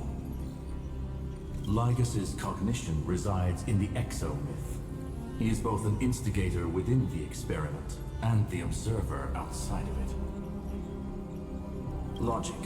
His inspiration circuit can simultaneously process the different time flows in and out of that world. That's where things get tricky. He simultaneously exists in two different timelines, where the internal clocks are wildly different. That old Intellitron's neurons have completely gotten used to that over this prolonged experiment. And that's why he holds home field advantage. You and I should be able to manage that too, if given more time. Unfortunately, there's no if, and we don't have more time. That's why we need to change our way of thinking and turn his advantage into a weakness. The key lies in memories, right? Oh? You caught on quick. You've already mentioned my friend and I, so it's an easy connection to make, no? My intuition has always been very on point. Good. Then I'll cut to the chase. Since his thinking speed far exceeds that of normal people within Amphorius, we are going to externally plant a memory into his inspiration circuit. Ah, le parasitage par l'extérieur, évidemment. Then, command it to loop endlessly until he gives in. Ah oui, donc du coup, ramène tout le monde. Vas-y, allez, ramène tout le monde. Vas-y, la station spatiale, le Belobok, t'en ramènes depuis Zanzo aussi. Allez, vas-y, viens, pas d'inconnu, viens. Allez, on prend tout ce petit monde et on fout ça là-dedans et on fait le maxi bordel. Even the most flexible and sturdy inspiration circuit cannot withstand the traffic of a full-on information flood. When the amount of information exceeds his cognition filter's capacities, he will have no choice but to focus on processing this memory. That's when the parallel processing advantage he gained via Amphorius will completely destroy him. An image from a person's memory played in real time might only be a second for us. But for him in Amphorian time, it could be millions or even billions of calculations. He won't be able to do anything but watch as he's locked into this prison forged by memories. Then we can entrap him in the same kind of cycle as the heroes were in, and get him to experience loneliness and pain in that endless recurrence. It's my greatest honor to be on the same page as the geniuses. That little one is still in that old Intellitron's hands. I won't be able to respond to us anytime soon. But I don't think she'd refuse. So it's up to you to figure out how to execute this plan. I'm not sure how this happened, but I knew it as soon as I saw you. You are currently a mimetic entity of the remembrance. Yes, I seem to be something you folks beyond the sky call a memo sprite. But that's fine by me. It suits me perfectly. I can serve as the vessel of memories, and do my part for the final battle. But before that, we have to tell you. The path characteristic you exhibit is very special. There's no way you're just a simple memo sprite. However, I'm sure about one thing. You are a mimetic entity born in Amphorius. Yet you only awakened with the little one's arrival and only matured as she embarked on the path of remembrance. That means your existence is completely attached to her memories. If there ever comes a day when she forgets about you for even a few seconds, or loses her last connection with Amphorius, tu disparais dans la plus grande douleur. then you must be prepared for the worst. You will disappear in the memory zone, utterly gone, without even a single line of data to remember you by. But that's already happened, hasn't it? No wonder I've always had a weird hunch. But that also means I was right in thinking. As long as my friend and I are together, we can do anything. Merde. Ah. Long time no see, friend. Did you miss me while you were away?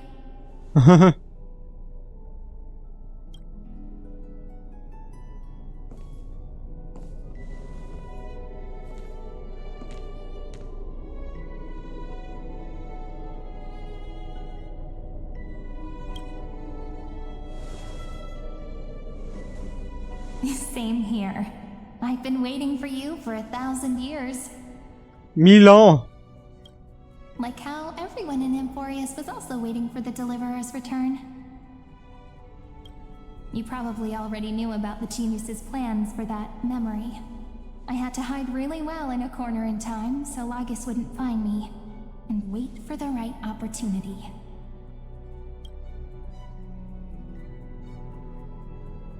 Which is now. The moment when his manifestation in this world is destroyed, and his twin timelines are intersecting.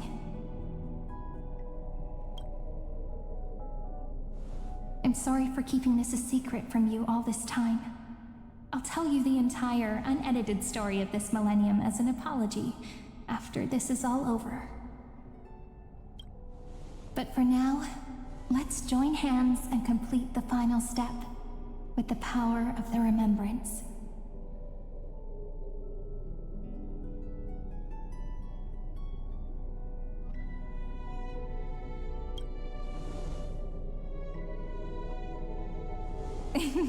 Yep. By the way, speaking of joining hands,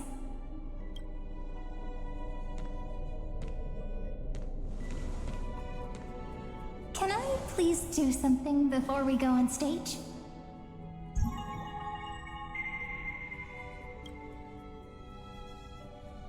Remember the joke we made back at the Grove? Bon. Look. Hein? Toucher la main, ouais. Aren't my hands pretty now? What a fascinating feeling. all swelling up at once.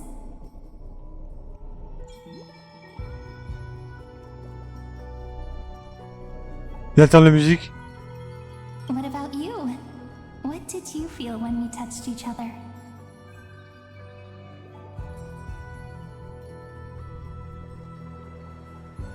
Really? That makes me really happy. If memories can move people, then it must have been a happy memory, right? Now, please remember what you're feeling right now.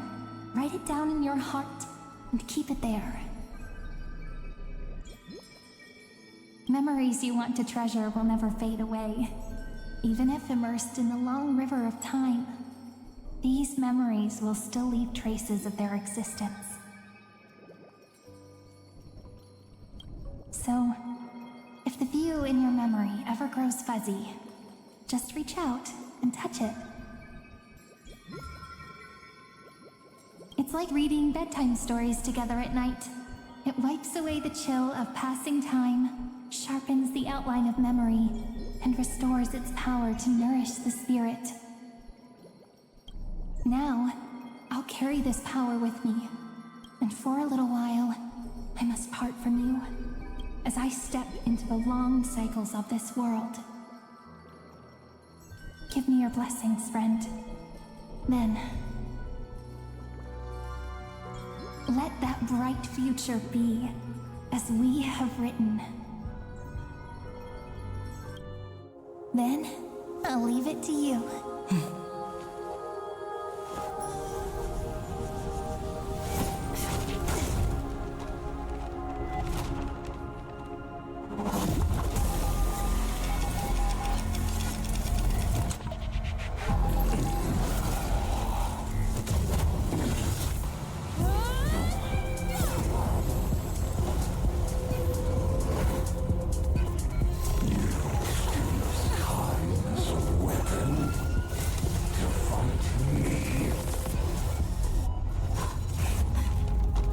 À l'infini comme ça? Ah ouais. Oh le bordel que c'est.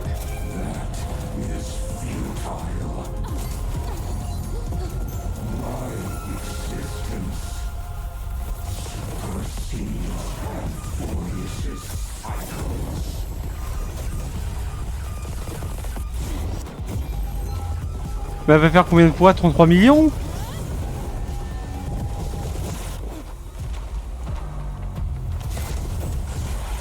Oh le bordel.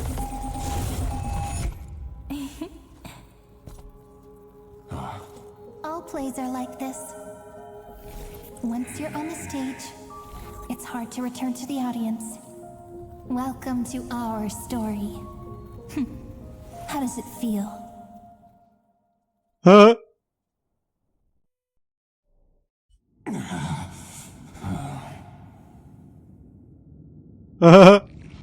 Du con, hein.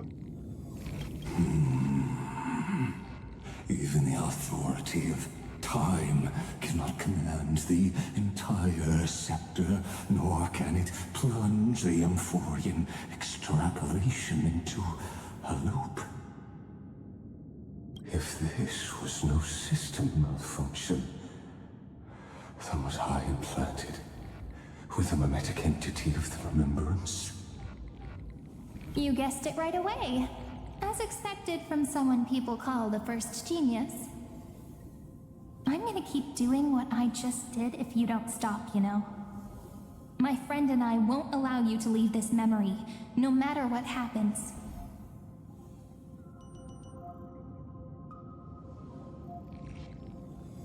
Which means you are now trapped, Lord Xandar. An elegant idea, and an exquisite execution. Regrettably, it is you who are restrained by time, not me. Know that patience is my greatest weapon. Waiting and victory are the same for me. You will crumble before I do in this moment stretched out to an eternity. just like Kazlana will.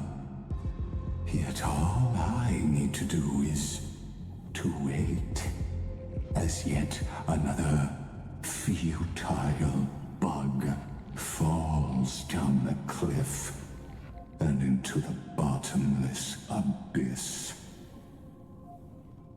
Now I'm a pink bug? My looks are seriously changing all the time.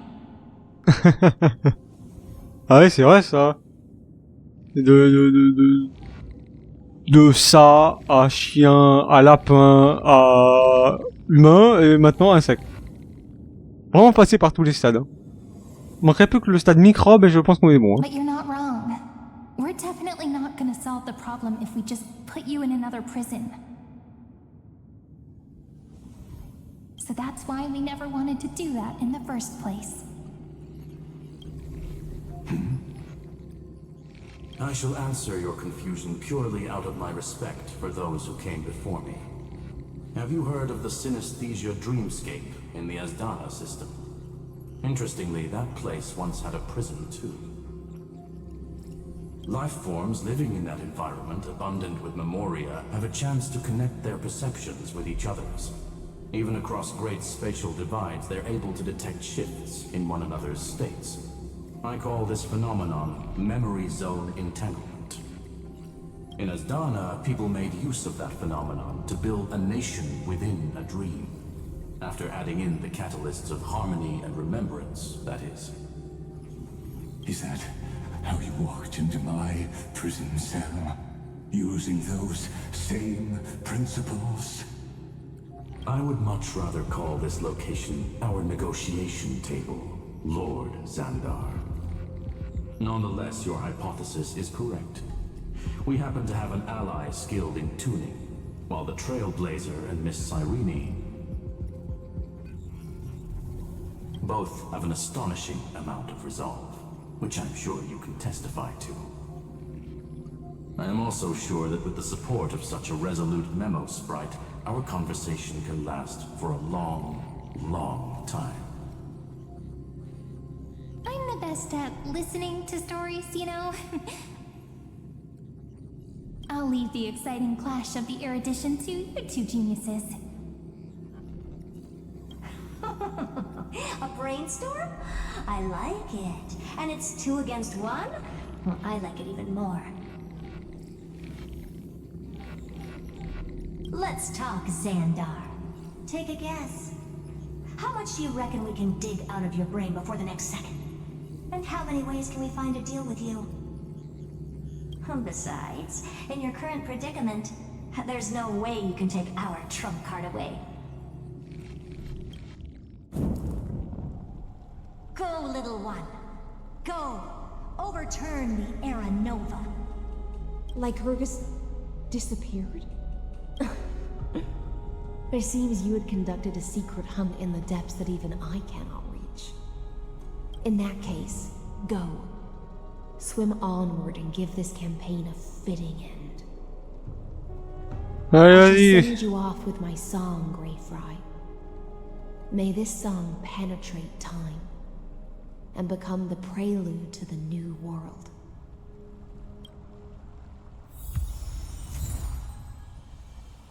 Name égale mythos. Name égale logos.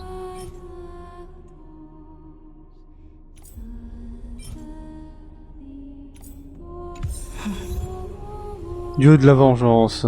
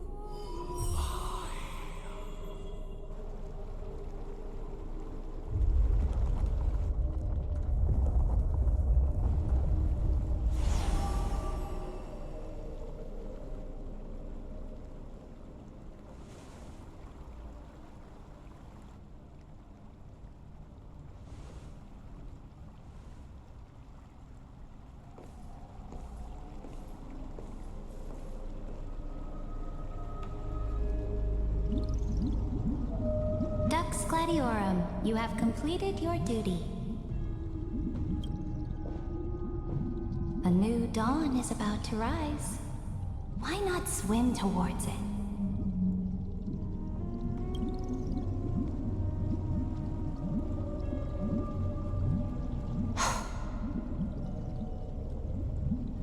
You died long ago, Imperator. Depart from my mind. But your duty towards the Imperator did not die with me. That duty will bind you no more. You will be able to hold for yourself one grandiose feast after another in the endless days to come.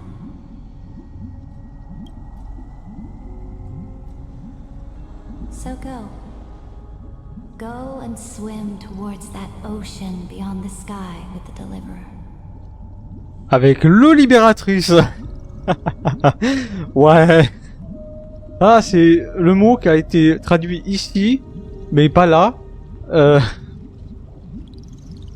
J'aurais dû englober ce mot-là. Hein.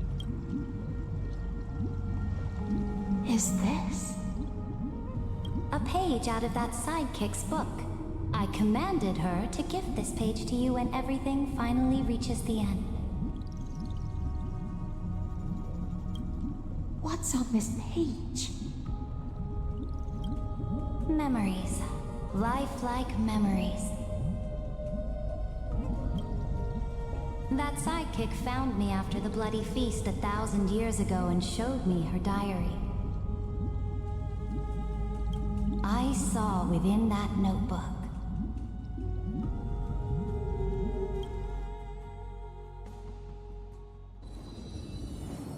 entre 1960 et 2009, avant la campagne contre Faguza. that Deliverer's experience? It's truly immersive. Ah ouais, d'accord. People beyond the sky apparently utilize this power to seal past scenery into crystals they call light cones. But I only know so much about the remembrance, so I can't completely replicate the past.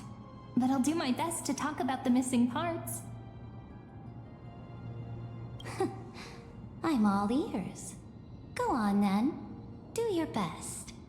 But if your chatter gets too boring, or if I deem it offensive, then law will become forever beyond your reach. Got it. I'm sure you'll find this to your liking. After all, it's human nature to want to embark on a journey into the unknown. Huh. Bonjour. Du coup, là, voilà. Fainon, bonjour. What brightly colored annals. The journey of the Deliverer's conquest. Let me partake in it. Is this a fortress in the sky? This is the first step of my friend's journey among the starry seas. This place is called the Herta Space Station. Just think of it as a supersized grove of Epiphany. Version XXL. Oh, so it's the territory of that witch. She and another Antikytherian lent me a helping hand back at the banquet. Look, over there. Looks like she's talking to Madame Herta in this memory. Let's go listen to what she thinks about this world, all constructed by eons and paths. Are you telling me that woman is Herta? She seems shorter than I remember.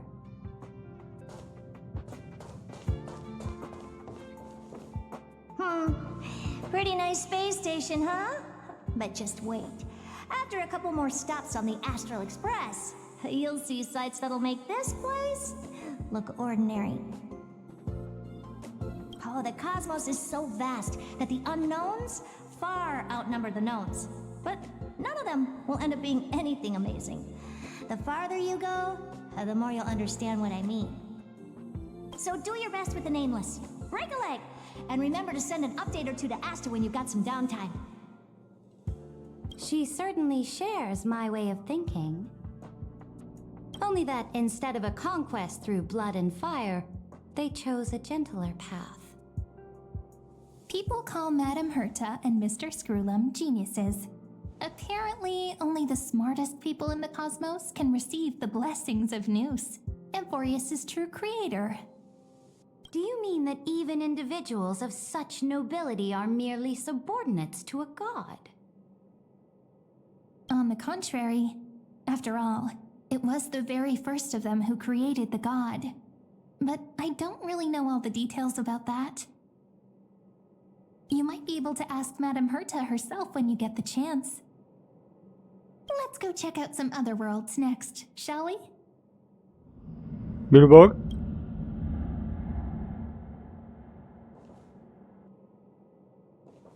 Ouais. En tout cas, c'est la station spatiale, voilà.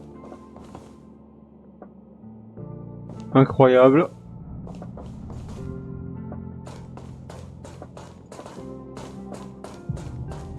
Ah oui, ils ont quand même mis une grande zone hein, pour explorer. Hein. On peut te balader là-bas, normal. This next stop on the journey has a lot of similarities to Amphorius. A snow-covered land? Ah. Interesting. Billbog. This star is named Eurillo 6. That name sounds so cold. Belobog sounds better. The girl we see here holds a similar station to you, Imperator. She's the supreme guardian of this world, a leader who took up the mantle of government during a disaster.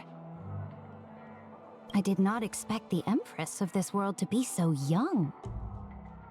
Well, your appearance isn't much older. The object in the distance resembles Nikador. Is it a weapon? No, it's called... Right! The Geological Reconstruction Unit. Just Diorios' Titankin? Here we go. Disappointing. Y'a Mars.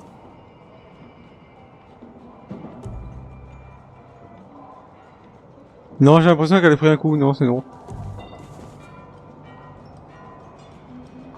Putain, quand tu regardes dans cet angle-là, t'as l'impression que y a un truc pas rond. Non, oh. It's all thanks to you that we survived the crisis. The collaboration with the IPC is both an opportunity and a challenge. Nonetheless, this world was sealed beneath its sky just like Amphorius was, and they only managed to reconnect with the stars when the Nameless arrived. That IPC she spoke of, is it a more powerful organization? ouais, puissante. Yes, the IPC conquered many worlds through trade, and opened up a vast territory that way. There are many such powerful alliances beyond Amphorius, and they all walk on roads different from the destruction. Coming back to the Supreme Guardian and her Belobog, didn't they find a peaceful way to enter the interstellar community? That cannot be true. That IPC would never have grown so big on trade alone. It may pretend to be a wealthy merchant with clean hands, but I am willing to bet that it grew fat on gory oppression and bloodshed. Il faut comment elle peut précise comme description. Its path of conquest must have had no mercy for the weak and would have destroyed them if needed. Are you telling me that this snowland never thought about tossing its dignity to the wind and kneeling to the IPC? I will not believe it. I will never allow the Imperator's empire to be sullied by others. Amphorius must become a power so strong that no interstellar foreigner would dare to look down upon us. Imperator, Belobog isn't as weak as you imagine. Listen. I indeed hesitated, but now I understand what we must do. Belobog must learn how to walk on her own until she no longer needs the support of others and can stand on her 2 feet among the stars. Even if I may not live to see it, I believe such a day will surely come. They still have their dignity intact. One day, that hope will melt through the ice and help them into a prosperous tomorrow. But the order of the cosmos is already set in stone. The old laws decree that only the strong survive, binding the weak in an unbroken chain, until they wither and turn to dust. Unless they embrace the power of the destruction. Amphorius must shatter the old law and become the new order among the stars. Speaking of the order, another one of my friend's companions may be able to enlighten you further on that. Let's go to the next page.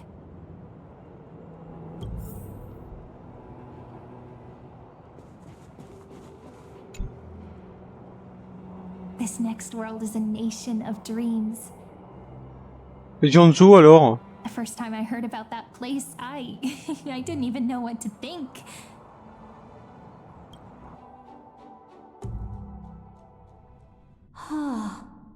Such opulence does indeed evoke astonishment. This world is called Penacony, an eternal city built upon a land of dreams. It's also my friend's previous stop, where they went through a risky but exciting adventure. Tell me about it then. That man standing afar has wings on his head. I am Sunday. I wish to gaze upon the views of the Reverie Hotel one more time. I'll be just a traveler when I come back here again. And perhaps, through a traveler's eyes, even the things I once knew so well will feel strangely different. Penacony is a land of the harmony, where all dreams and hopes merge and combine. It believes in unrestrained freedom, and that's how it lost itself in shallow delights. Then, this young man before you chose to rewrite its laws, using the power of the Order, hoping to shape a dream-bound paradise of perfect happiness. Yet, the paradise of my dreams remains far away. Perhaps a brief journey with the Nameless can show me more possibilities in my search for paradise. As for what Penacony should look like, it'll be up to her. No, up to their trailblazing now. Oh, it sounds like this ideal kingdom is no more. That's right. The people chose to wake up at the end. You can't see tomorrow when drowning in sweet dreams. This individual's law acknowledged only gods and constructs, leaving no space for humanity. And yet, the fact that he could accept defeat and resume his journey shows a rare self-awareness and clarity of mind. You are also very self-aware, Imperator. Then you must know that the world promised by the destruction also has no place for humanity.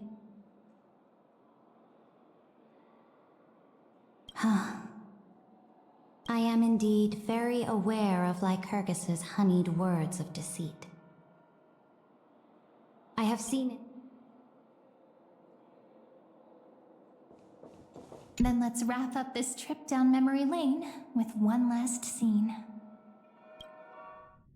This absolute wonder. Isn't it pretty?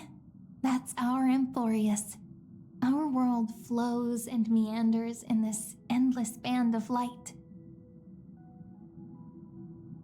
Though we were born from the designs of the gods and are not yet truly alive, the Chrysos heirs of Amphorius still chose to stand against fate and carved a legend no different from that of humankind. Will you really renounce the heroes in this world's previous 30 million cycles, Imperator? Including even yourself? Will you bow to brutal destiny and allow that puppet master named the destruction to have their wish? I know what you want to do, sidekick. You want to use that deliverer's memories to influence me and tilt the scales of law toward her and the two geniuses. You really saw right through me, Imperator. How can one rule an empire if one is incapable of understanding people's minds? I have decided on Law's final destination.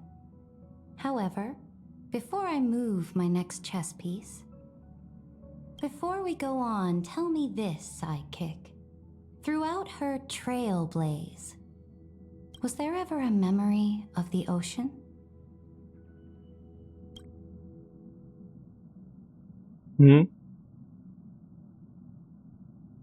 Bah, par océan, techniquement, il y avait la mer à Jiangsu là-bas, mais c'est tout, quoi. The ocean. My cradle. My home. You shall complete your conquest in the ocean at the boundaries of this world, and eternally slumber in the sound of tides. You shall eternally slumber in the sound of tides, and complete your conquest in the ocean at the boundaries of this world. Our prophecies aligned as flawlessly as a sea snake circling upon itself, like the circulating ocean current, like our two fates, like Amphorius itself.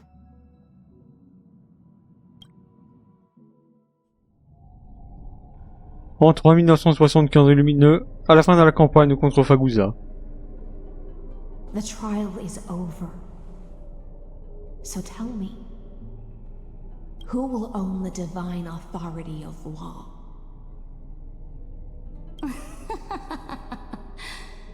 I won't give it to anyone. What? I am the law. Why should I give my imperial crown to any other? Both the Deliverer and the Theoros came from beyond the sky. They have no right to interfere with the lands I conquered with my own two hands. The law of Amphorius shall be determined by Amphorius's master. What exactly did you see in the trial? Everything. I saw everything regarding the rules of this world's operation. I saw the laws of extrapolation that Theoros spoke of. I saw the ultimate protocol. As long as I offer a sacrifice of equal weight, I can rewrite the laws of this world according to my will. I can turn good into evil, ugliness into beauty, and weakness into strength. Fate gave me a very fair deal. One rule change for the life of one demigod. What are you planning to do? You can't guess. We can conquer the stars without relying on any power from beyond the sky. We just need to make some reasonable sacrifices. Your ambitions have already made so many people give up their lives for the law. And you're still not done? I am determined for Amphorius to stand on her own 2 feet among the stars. You are beyond reason. You think such a simple and hypocritical statement can justify your atrocities. There's no new without destroying the old. That's what you consider an atrocity? Ironic, for that is also the unchanging law of Amphorius's revolutions. Ever since the Flame Chase prophecy resounded in the distance, Fate has decreed for the Chrysos heirs to ignite our blood and illuminate this dark age. People would still be puppets of the old dynasty if it weren't for my conquests. But your world doesn't seem to be any different from your predecessors. Bloodshed, tyranny, oppression. You're making the same mistakes they did. Go and see everything for yourself. Go to any library I've built. Go listen to the rumors on every street corner. Go and witness how the Imperator crushed the old laws and forged new ones. Go and see what my conquests brought to this world. I cleansed the Chrysos War's filth and mended all the conflicts left by the Era Bellica. I restored Akima's might and allowed mortals and Chrysos heirs to face each other as equals in the Council. I punished all sins and rewarded all achievements. I smashed Talantin's shackles, united humankind to save themselves, and started the Flame Chase era.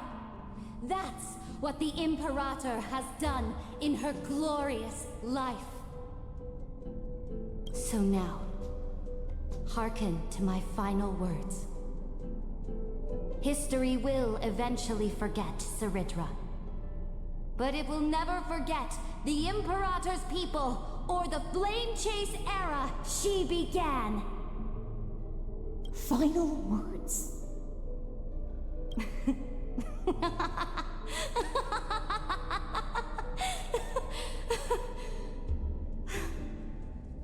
Amphorius is about to be destroyed. There's no time left for pointless debates.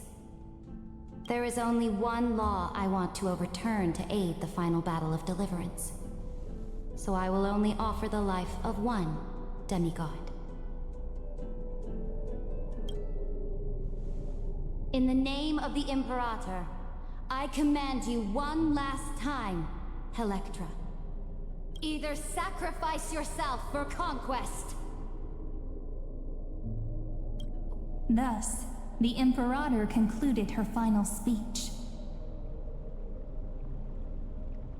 At the end of her life, at the last moment before she stepped onto the altar, she gave her most loyal subject the choice to decide fate, just as she promised her compatriots before her very first campaign.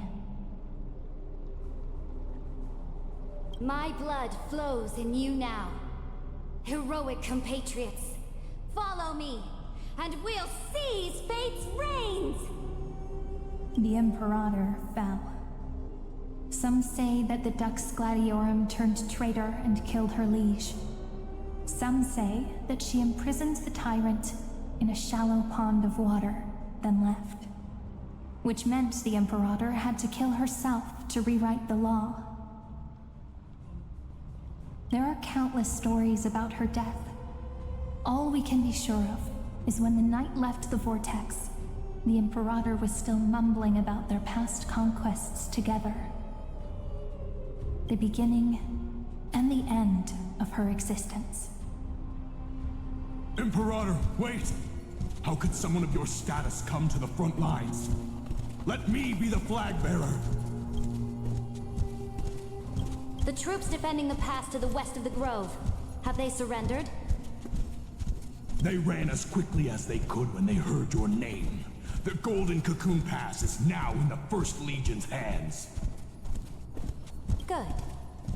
What about the Delosian militia? The Third Legion set fire to the mountains and flattened everything west of the basin. They just need a few more days. That is enough. We cannot afford to miss an opportunity for victory. Lastly, how many Ladonian cannons are left? They are no more. The 2nd and 4th Legions have destroyed them all. Very good. They now have no way out, no reinforcements, and no artillery support. We will be able to liberate the Grove of Epiphany in the blink of an eye. We will launch the final charge 1 quint after the curtain fall hour tomorrow.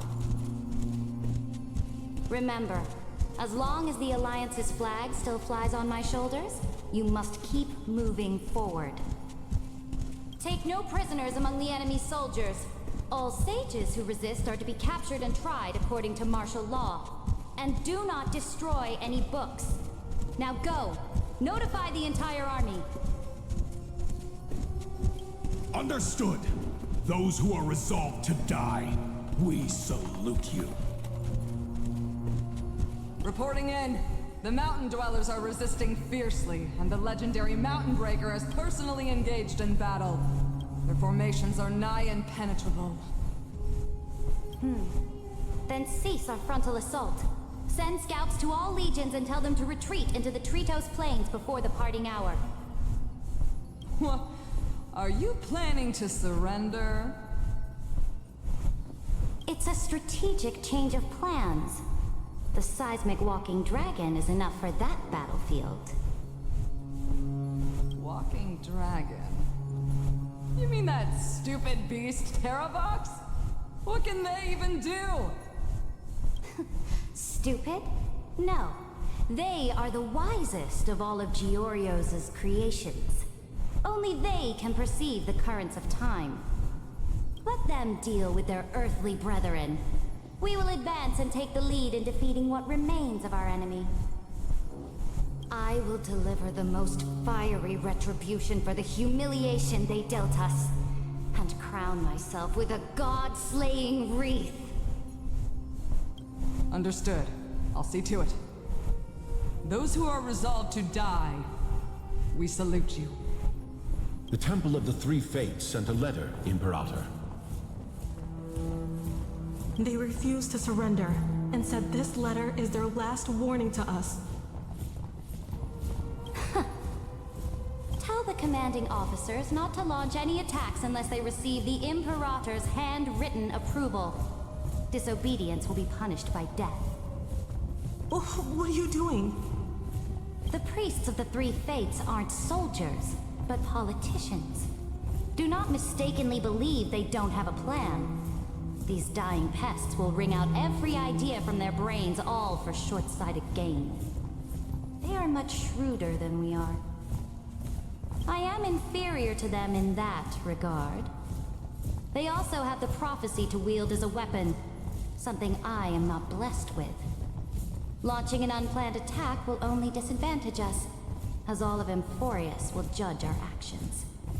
Which means I will be heading to the battlefield myself, just as I have always done. This time, however, I will go alone.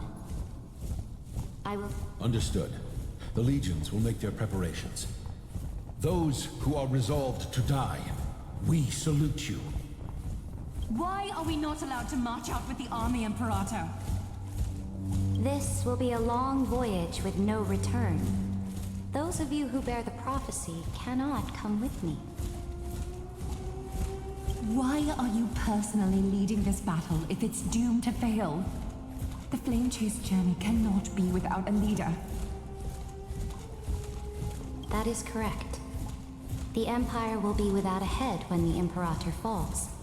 But remember, as long as you seize the right opportunities, even a chaotic game will remain winnable. My departure will create a long staircase for you. You will understand what I mean when news of my death reaches your ears.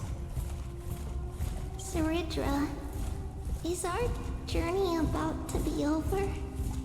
Destroy the old laws and forge new ones. My conquest has reached its limits within the borders of Amphorius.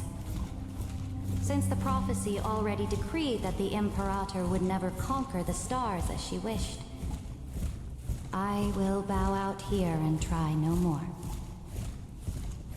More Chrysos heirs bearing divine authority will be born, and many more heroes will arise. Will they demand peace or war?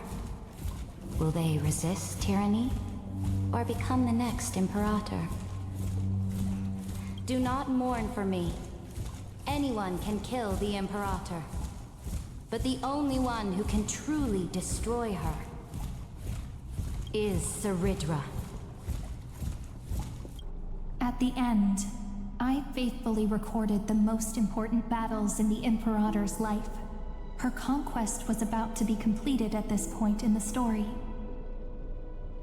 However, for some reason, a memory suddenly entered my mind just as I was about to put down my pen. It was a journey on a fantastical train. I had the honor of having a heart-to-heart conversation with the Imperator under the stars, and I asked her this question at the end of that discussion. How do you want history to remember you? As a hero who gave up her life for the flame chase? Or as a tyrant? She answered so quickly, as if she had made up her mind long ago. I would rather be forgotten than be defined.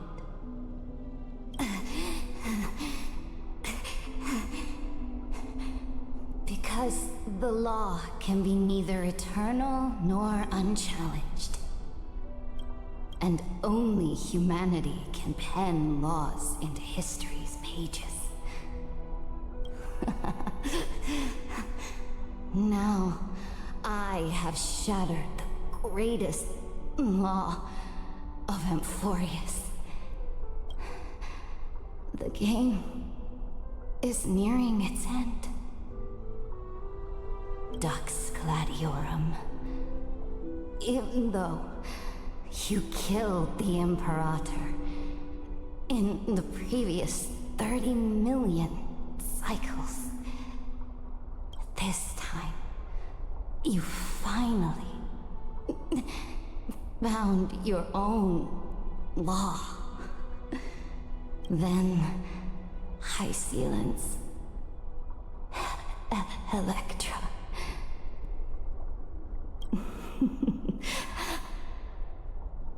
I will ask someone to deliver the prophecy's ocean at the boundaries of this world to you. Will you choose to swim into that ocean? I do not care. Do not care.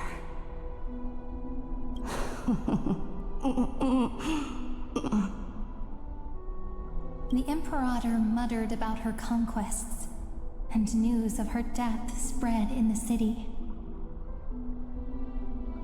Freedom! Liberty! The tyrant is dead! Go! Shout this news in the streets! My people! My fellow elders! Do not panic. Stand your ground. That usurper has paid for her ambition with her life. People once cheered for my ascension. And now they cheer for my fall. No matter. I am fond of applause.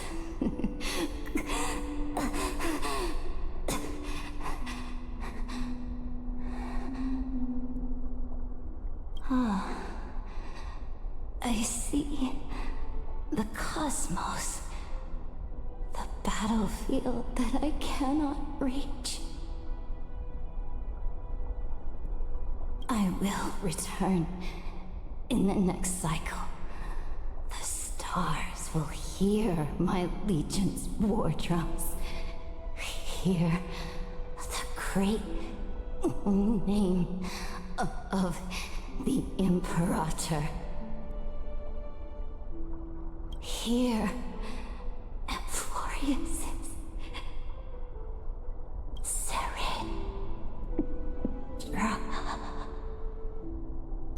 To this day, we do not know which rule the Imperator overwrote at the cost of her life. Perhaps the truth will only be revealed at the moment of checkmate, just like every chess game she ever played. We only know her death inflamed Akama. On one side of the city, those who defended liberty toppled her statues to the ground. On the other side, her supporters put themselves between the masses and her monuments, declaring loudly that the Sovereign is still among the people. It is said that golden blood congealed into the same letters everywhere they fought. It was the name borne by Akama's first and final sovereign, the Imperator Saridra.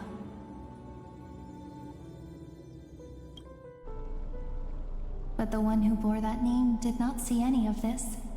Her gaze was cast far away, and the sound of tides in her ears drowned out the people's cries. What was the Imperator thinking about in that prophesized ocean at the boundaries of this world? In that shallow puddle of stagnant water? Was she reminiscing about her past conquests? Or repenting for the millions killed for the plane chase? It was neither.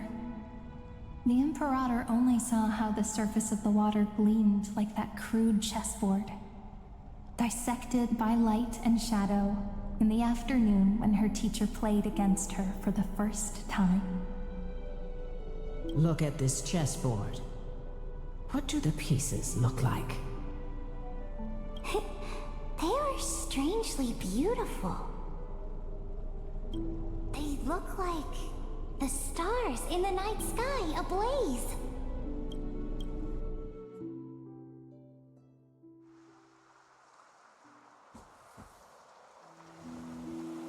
Ah! From that page emerged an ocean. Bah attention en dessous, hein.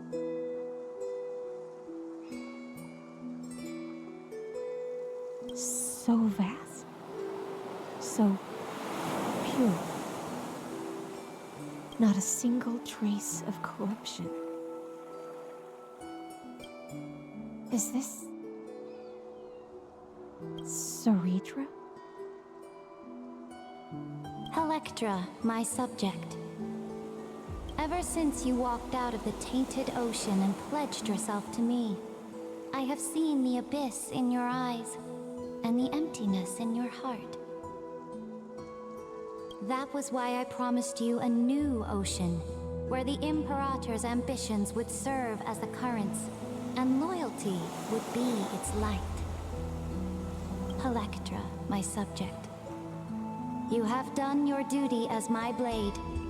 The prophecy has now made its final decree on the road I intend to walk. My conquest is doomed to never reach the stars. But the Imperator never makes empty promises. So take this memory, this ocean, beyond the sky, as witnessed by the Deliverer. Ah, voilà. C'est un raccord avec le lore, hein. Prends ce souvenir des océans au-delà du ciel dont l'impératrice a été témoin. Voilà, donc ça c'est leur excuse pour justifier le fait qu'ils n'ont pas mis une scène neuve et tout ça, avec une mer et tout ça, alors que c'est pas quelque chose qui prend beaucoup de place hein, en temps normal. Voilà. This is the final gift that the Imperator can leave for her subject.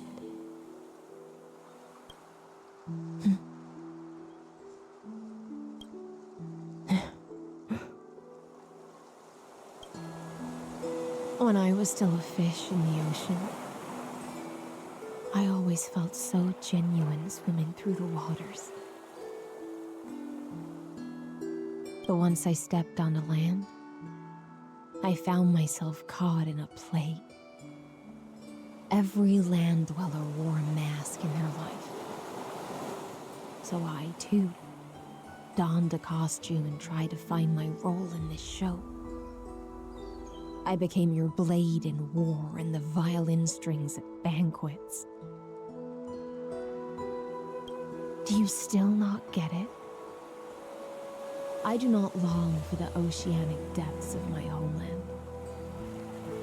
Nor do I crave the swelling seas beyond the sky.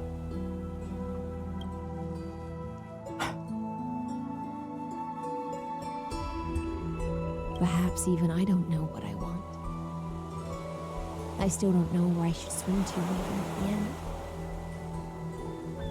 that I know one thing right now.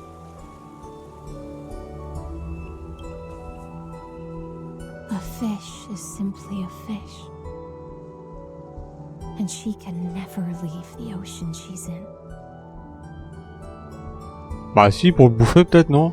But whether under the ocean or on land, we two prisoners who can never escape this cave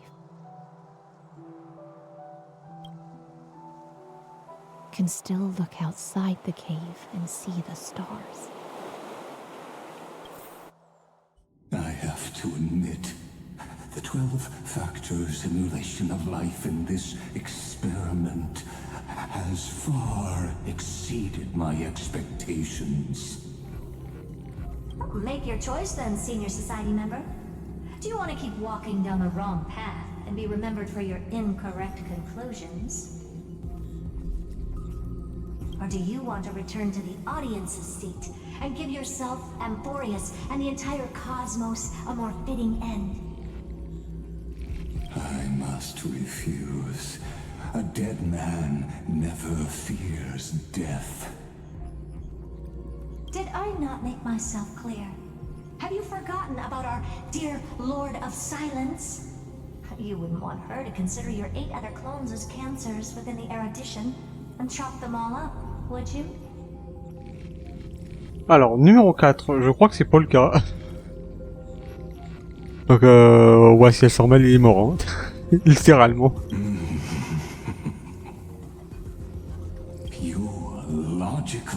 Ouais, donc là, si elle s'en mêle, il est foutu, le gars. Different from mine. Therefore, allow me to provide one more academic recommendation. Listen, my peers. Why don't you look beyond this world? Just as the Chrysos heirs did. Re-evaluate your calculations and take into account all enemies in the upcoming war among the eons. Amphorius is not a place where 3 paths entangle, but where 3 paths fight to the death. You used Memoria to resist me, but did you not consider the possibility that the Remembrance and their children might have taken this opportunity to join the fray as well? Pendant ce temps,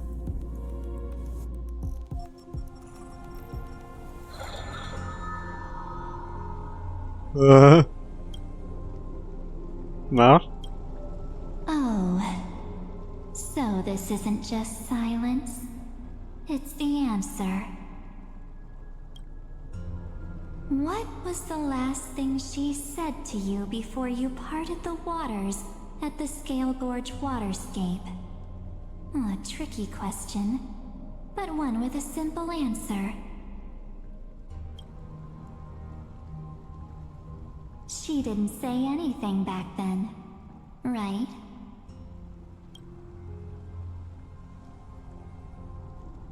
That's correct. And now I'm sure. You are not March 7th. There's no way she would remember that detail. Ah, merde.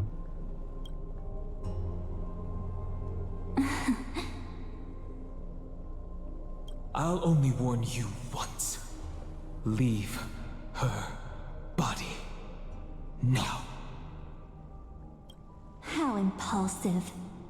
That's not like you at all. Why don't you calm down and think about another possibility? I didn't take over March 7th's body. Rather, it's March 7th who regained my memories. Oh.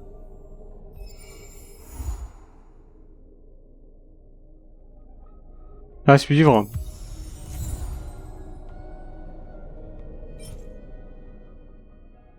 Donc du coup c'est Marge qui a récupéré les mémoires de ça, d'accord. Réminiscence de son nom, ah bon. Avant, trépas des héros, merci. 150 je prends.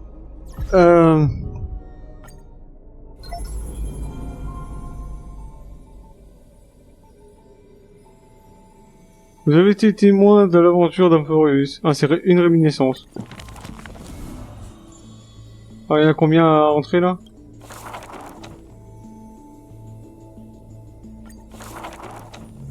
Back then, the tides of the Chrysos War had not yet engulfed this city-state of Talanton. And the young princess inside the gates once loved to roam without worries.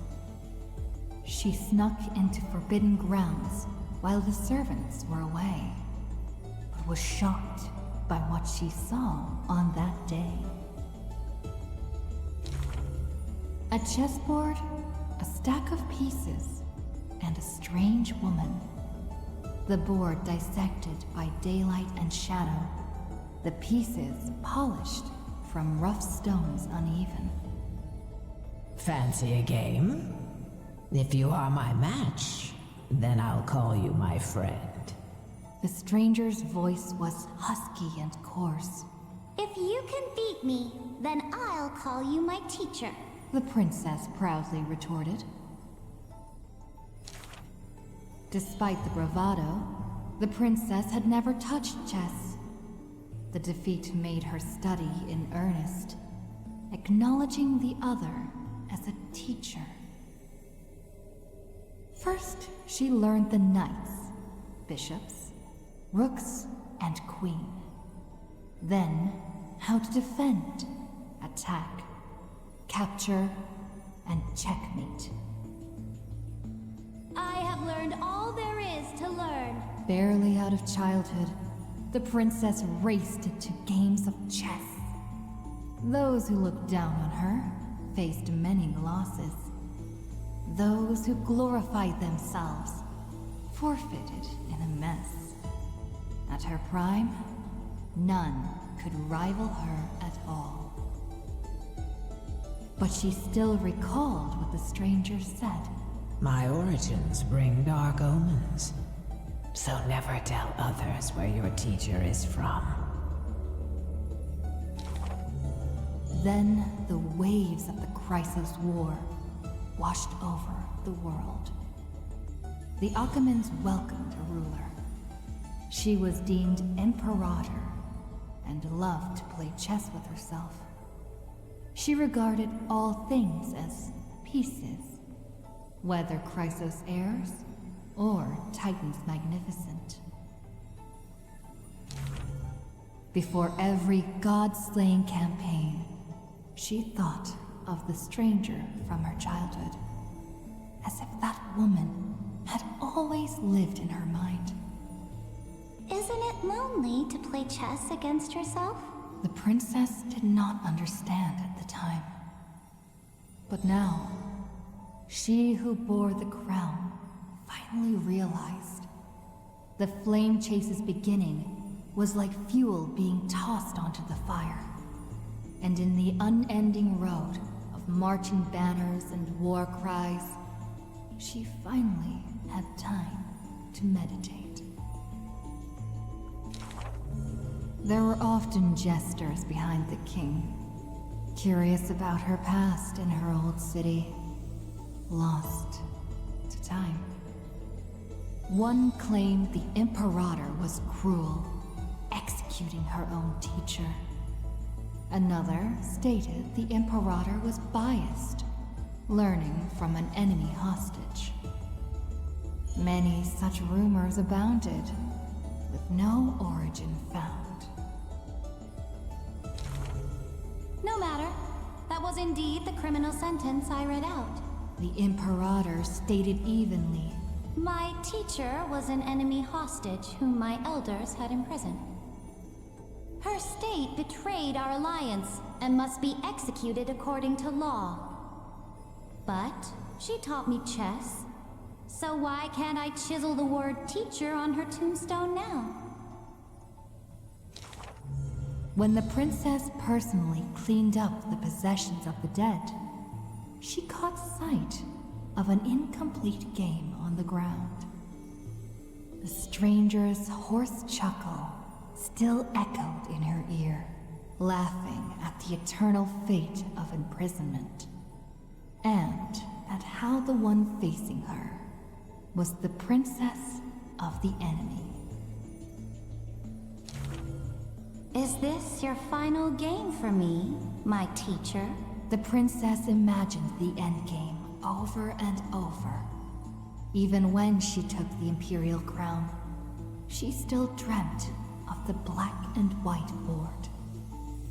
The concealed truths suddenly dawned on her during a more difficult contest in the future. An unfinished game might be the opponent's lifelong barrier.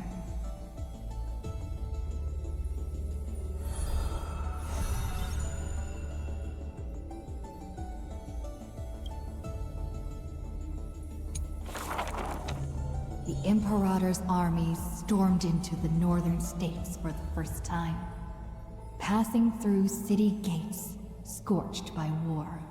Another tyrant still! So exclaimed the angry child. The rock tossed from up high hit the girl's crown.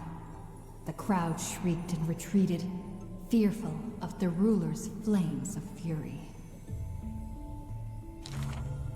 The girl reached out, not to straighten the crown on her head, but to help up the child shivering in dread.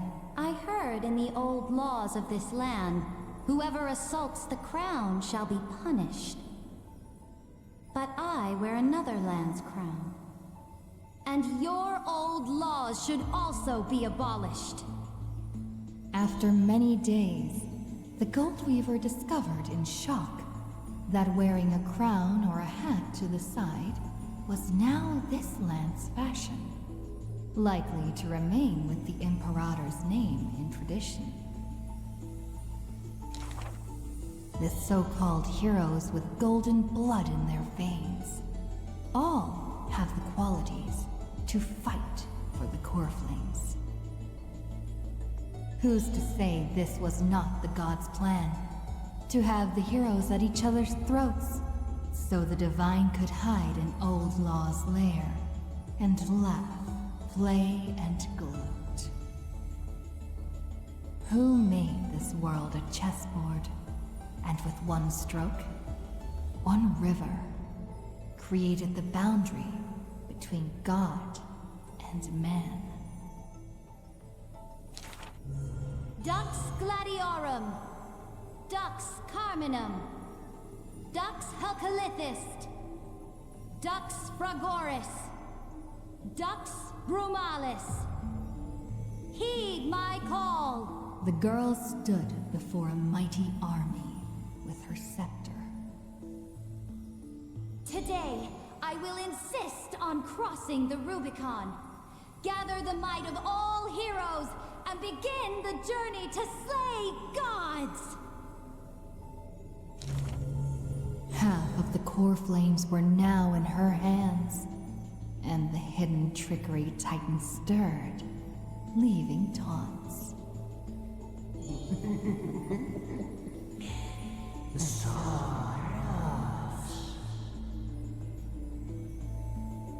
The Imperator summoned the heroes to discuss, finally stopping after much hesitation. As they had already pinned down the bones of Earth's beast, they let that thief live for a bit longer in bliss. The warrior of the fractured blade laughed boldly. Our sovereign is good at open strategies and struggles with trickery. But where is that live fish? The Imperator replied with a chuckle. Her? She probably disliked the scent of cats and submerged herself in the baths. The years spent with her dukes didn't seem too far distant. Yet, only after the end of many wars did the heroes discover how the Imperator's form walked more and more alone. The road of a ruler is a lonely one. One day, we'll only be able to see her retreating form. The Swordmaster of Singing Waves was worried too. When all others had departed in intoxication, the two of them gazed into each other's eyes, towards torrents deeper than their fates, and sank into profound silence. Drink one more cup with me, my dear follower. In the end, the Imperator first broke the silence.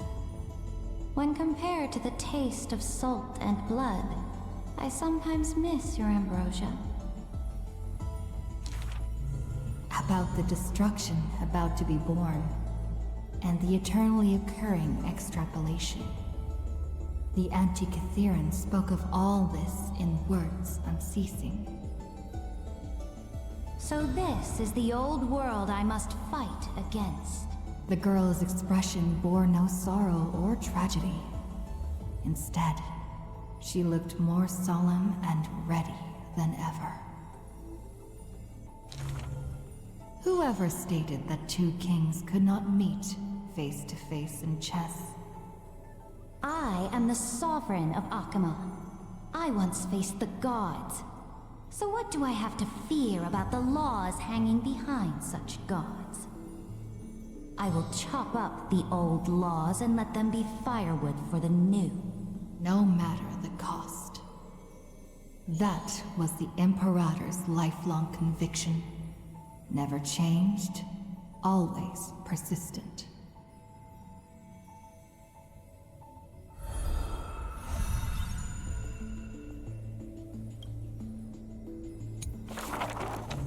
I dreamed that the Imperator's statue stood before the world-wearing altar, her gaze level with that of the gods. Then, blood gushed out from the statue's orifices, and the people, in cheers and elation, washed their hands in that golden blood. The tyrant's life will end with violent death. None will weep, and all will cheer as her statue topples. She will die before the dawn comes. A vengeful aristocrat, one whose title was stripped by the Imperator, thus spoke. We cannot agree with your excessive deeds. You have imprisoned Trebios' split selves, demanding that divine authority regress into the ruler's mouthpiece. We will reveal your future with the prophecy. And tell in truth, your crusade will indeed be a smooth path. Yet in the same breath, we see omens of your death, a demise in an absolute pure darkness. Even so, please excuse us, as our eyes continue to be drawn to your crown's flames. Dux Fatorum. We don't exactly hate that name. In the name of Yanisopoulos' priestess, Holy Maiden, and Oracle, thus spoke the Imperator's Dux Fatorum. Allow me to remind you, your life is now on a countdown with the fall of law, and you will become law. I must confirm, is our deal still going strong? Is the future I promised you more satisfying than the future in the prophecy? Ah, you are as resolute as always. Good. Oh, as ever, this prison of gods, Amphorius and all mundane and average worlds, needs someone like you, a daring ruler. Let us end this despicable extrapolation together. Amphorius' Theoros, The Imperator's co-conspirator, Lycurgus, thus spoke. The Imperator betrayed the Flame Chase Alliance. And I was the sinner who paved the way for her achievements. Like how a deep-sea fish cannot escape the tide's push and pull, I granted her an end fitting for a tyrant. Her dying smile gazed towards my tear-swelled eyes. She commanded me to wash away all sins and filth, and return a blinding dawn to the holy city. She commanded me to set up stones and monuments in lightless seabeds to commemorate our friends. But who will remember her achievements? I will rest with her in a lonely song. Electra, the last heir of the ocean, who played music on the waves alone, spoke thus. Please record the truth of my life, dear author. No need for words of praise or solemnity. Just as I once instructed Dux Carminum, the histories of rulers are not for recording our merits, but for warning future generations. As for why the Imperator died, and what reproach she would face in life and death, those should be left for the new world to judge. Now I have personally entered my end, a self-flagellation. Let the boiling gold covering the holy city be stamped with my name. For I am certain I have won half a move against the gods. And this unfinished game will be left to the future to reach completion. Saridra, the only Imperator the Holy City had ever seen, spoke thus.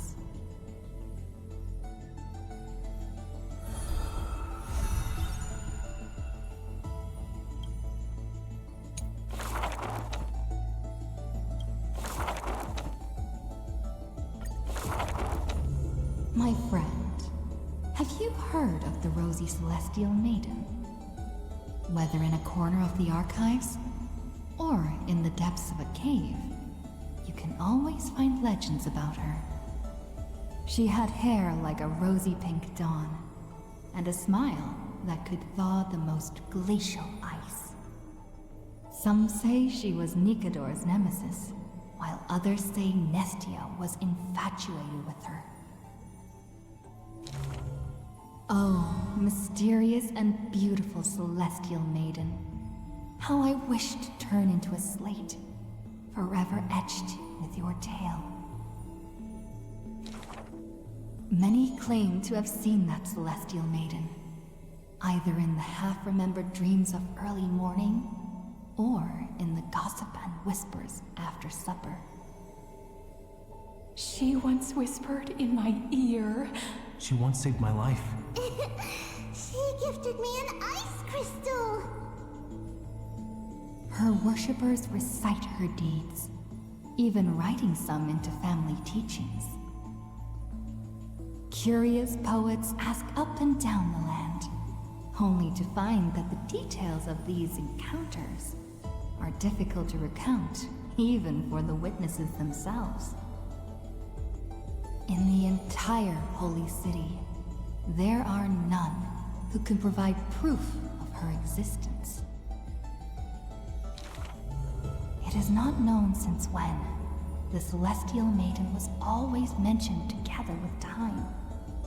People recite her name during prayer to beg for miracles to appear faster. It is said that even in the selection of priests of time, girls with pink hair are preferred. They still didn't pick me! Ugh, maybe I need to go dye my hair. The brunette candidate was upset, but the examiner responded with a smile.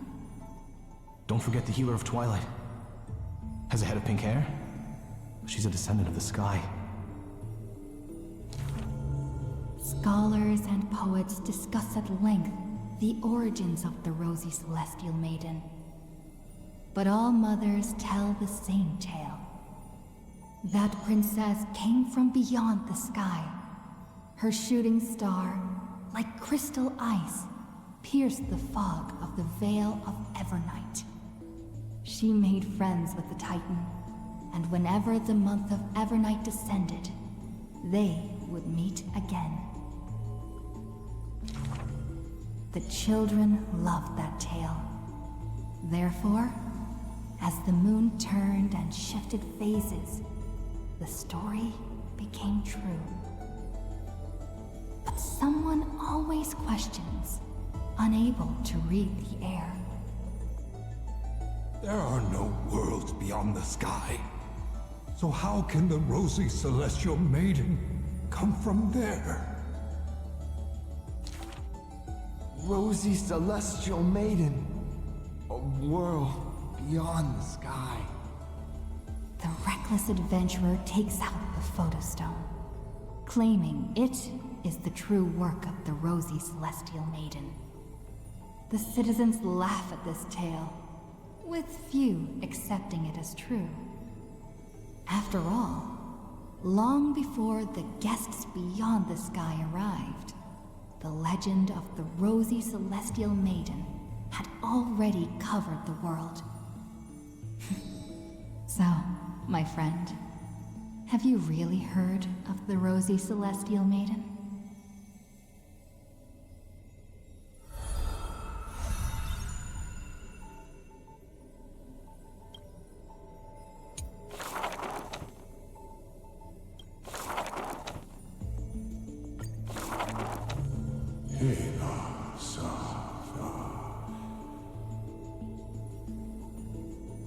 In the years spent wandering the earth, the giant dragon always remembered the Titan's words for their worth. The beasts of the land surrounded it in protection, while twisted beings shuffled and roared, and delicate chimeras climbed up its shoulders. After the tiny humans came into being, they dashed alongside the giant dragon, then, in the blink of an eye, disappeared across the land.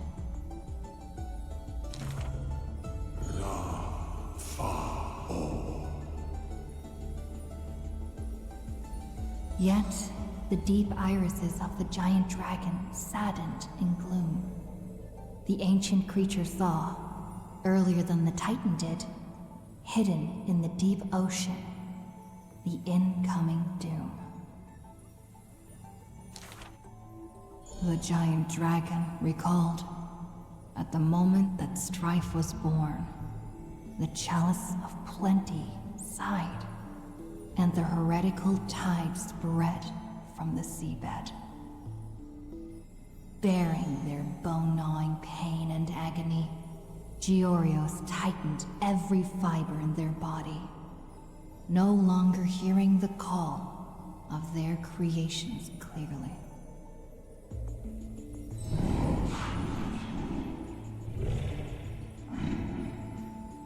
The giant dragon once swore an oath at the Titan's breast. And now, the dragon silently turned and departed, leaving the plateaus and mountains of a secluded world, and entering the bustling cities humankind crowded. Thousands of years later, the giant dragon realized those tiny creations of Kefali had rooted their civilization in time. How can there be such a huge Dromus? Dromus? No, that's a walking mountain of gold. Curious residents were amazed at its appearance, while greedy brokers calculated its value. Yet, the giant dragon simply walked in leisure, not harming a single building of any stature, nor paying heed to anyone. It quietly listened to the people's language, and its form dissolved in from the flames of war. Many years later, Aquila closed their eyes, and the giant dragon's steps were finally halted. A sword master who broke the waves stopped its way, and a ruler, commander of the chessboard, looked up with inquiry. Are you the Dromus that has been attacking all states? The commander invited the giant dragon to hunt the divine flames together. The giant dragon nodded, but it did not look at the commander, and never mentioned where it came from. Its timeless sight had already seen past the Flame Chase's final plight. Georios shall be executed here! The Titan, in a painful daze, closed their eyes with a sigh.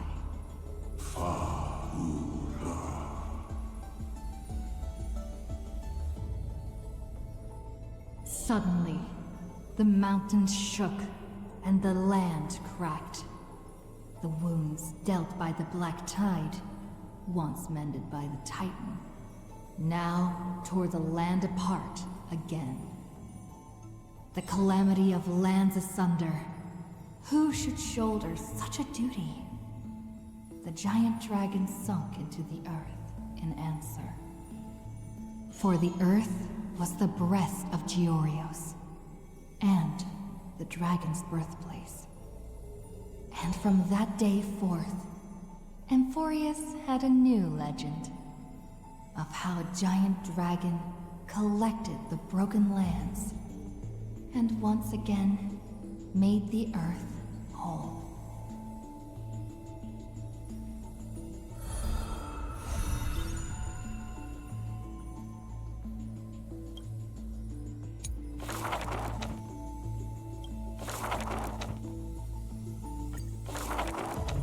When entering the Flame Chase's currents for the first time, all the Swordmaster saw were colorful fish.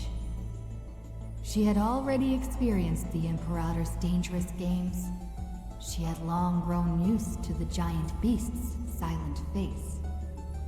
Carminum's charms and Helcalith's gentleness warmed her like a spring breeze.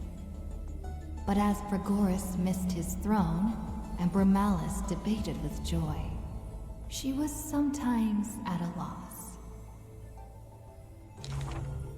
Occasionally, the Swordmaster would sink into hesitation, and even that messenger of fate could not get her to laugh. Till one day, a golden trout's bubbles floated into her gloomy waters. In that holy city where golden figs grew, the messenger of fate led to her a maiden dressed in glamorous gowns. What kind of clothes are you even wearing? The girl snickered behind her hand, while the messenger pulled on her sleeve. Aggie, don't be rude! Such hubris, delicate fish. Are you not aware that there's food on your face? The messenger's eyes opened wide. Aggie, you've been snacking behind my back again! Exposing me like this? I'll get my revenge. The girl ran away in a fit.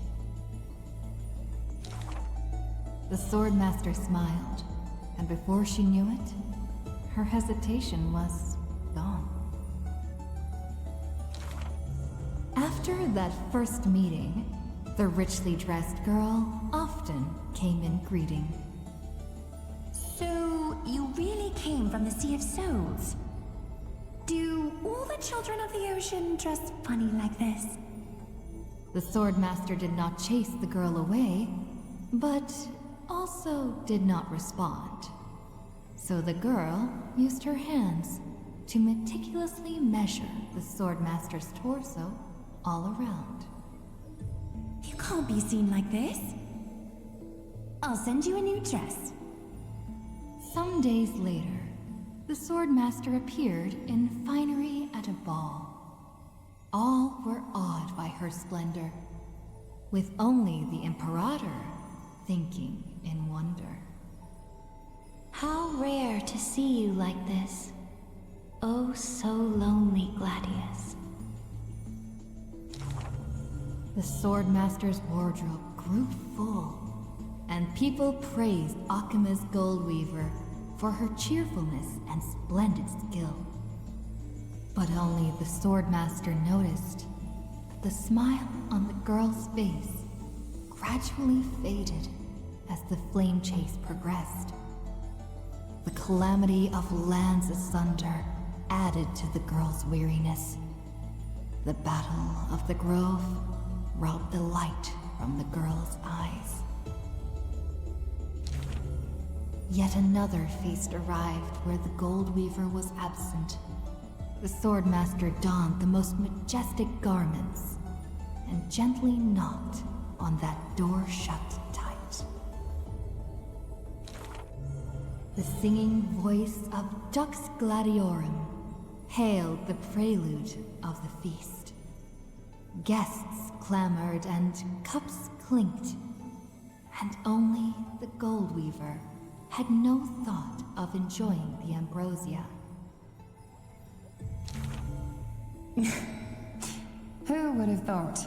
I've sunk so low that I need you to comfort me. She gave a bitter chuckle next to the bonfire. You were as gloomy as the bedrock of the ocean when we first met. The Swordmaster held a tall chalice containing liquid pure, reflecting their two faces. I remember you were once curious about the stories under the sea. Then allow me to use my songs to reveal the past known to none.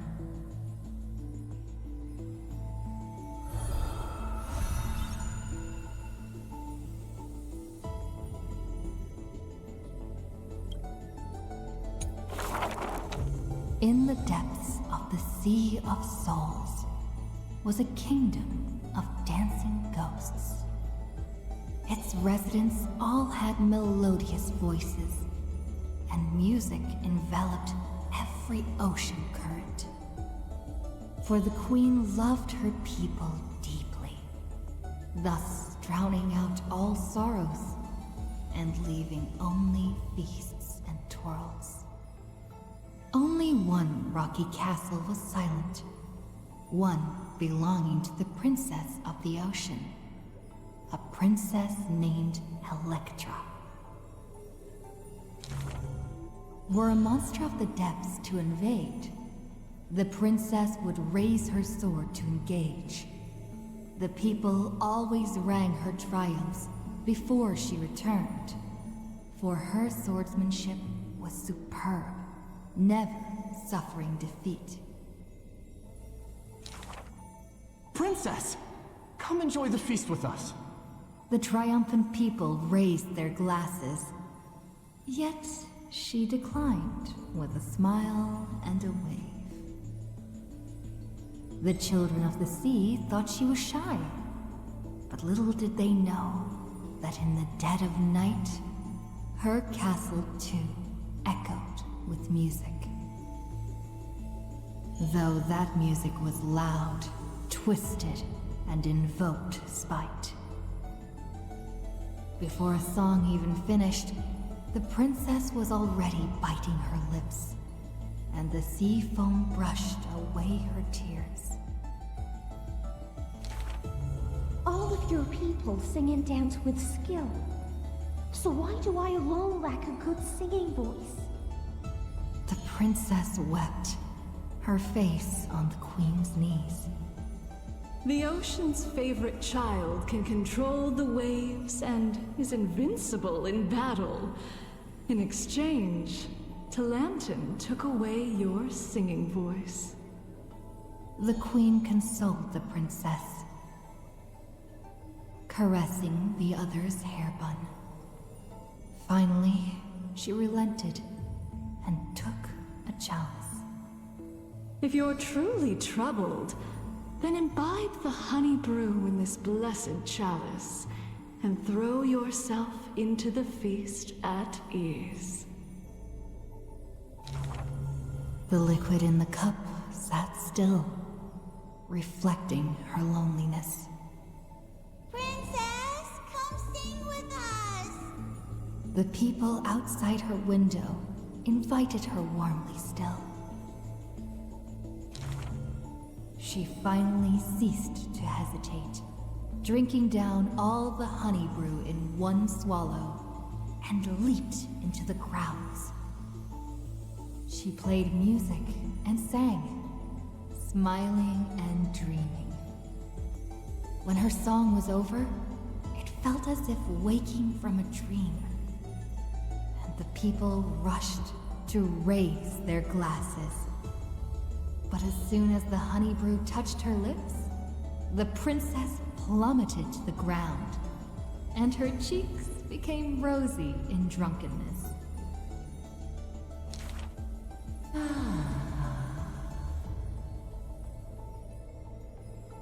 The whispers of the ocean filled her ears as the princess fell drunk again and again at the prelude of a feast. Seems like you still have not been able to get rid of that curse. The gold weaver softly took the cup away from her hand.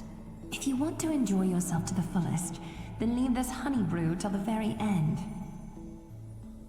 She smiled, then tilted the cup towards the gold weaver's lips. Even if one is burdened with imperfections, I beg you to remember not to refuse that sip filled with fantasy and dreams.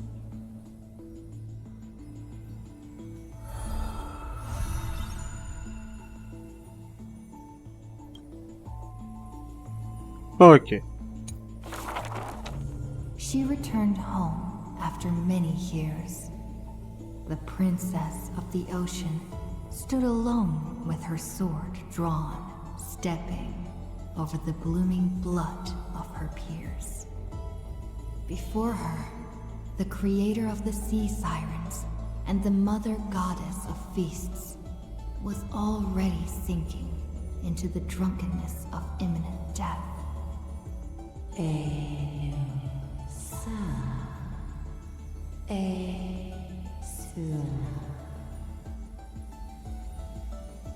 When the blood pact of the law won over the ocean's core flame, the sea siren once again lost her melodious voice. I'm willing to accept the final Imperial command. But it is a pity that our feast was ultimately a mirage. The deep sea became a silent place of dwelling. Hugging her knees, Electra locked herself in. Savage and fearsome monsters swam past her, but none dared to interrupt her tragic dream. Till one day, a golden trout's bubbles floated into her gloomy waters. Long time no see, Gladius. Iceland. Now you have truly become the ocean's bedrock. Old friends met again, and new friends came in greeting. Many messengers came in company. The playful kitten hid behind the golden trout. The butterfly of the deadly shadow fluttered in courtesy. If you don't mind, the resplendent pearl sparkled. We hope you can regain your strength and sing for the world once again. Electra raised her violin sword in doubt, as the strings had long ago rusted and snapped. But a few golden strands cleansed all the filth around her, then stretched out to become new strings.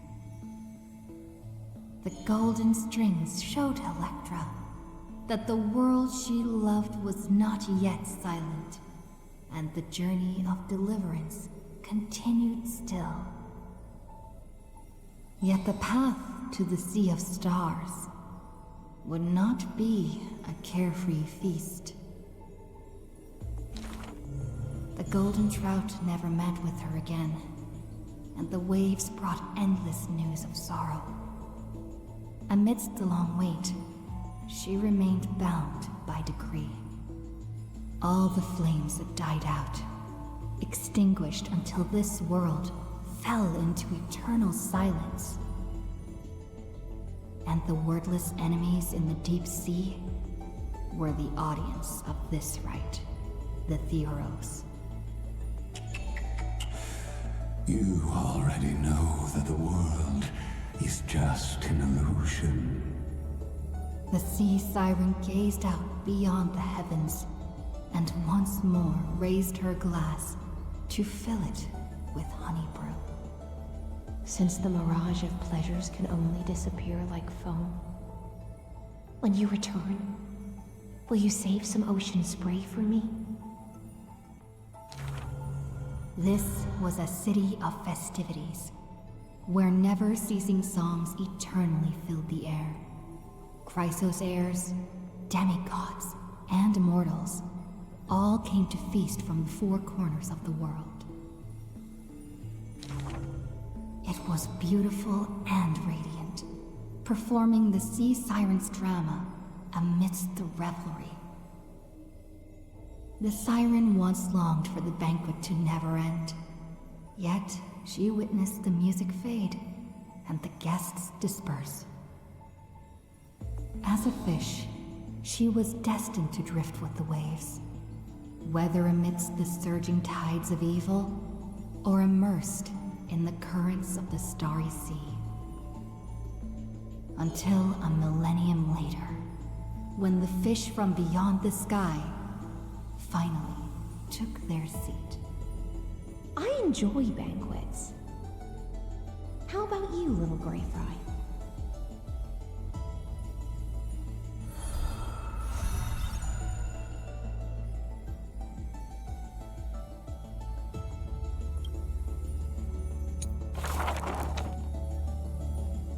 Ok.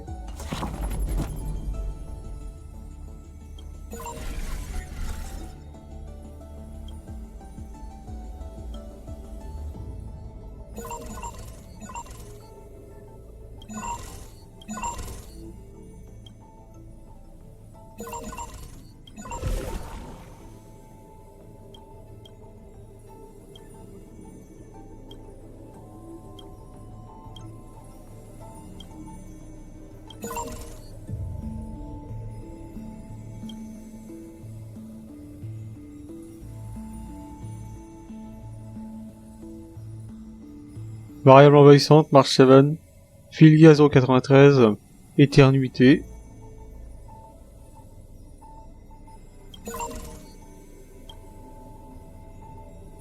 Marche 7 et on sait pas.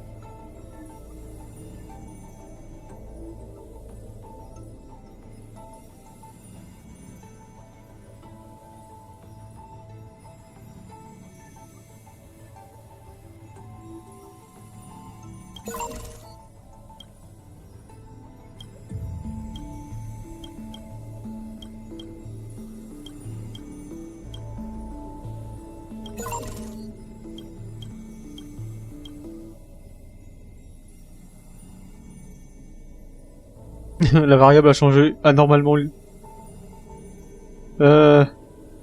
L'aspirateur ne répond pas, évidemment.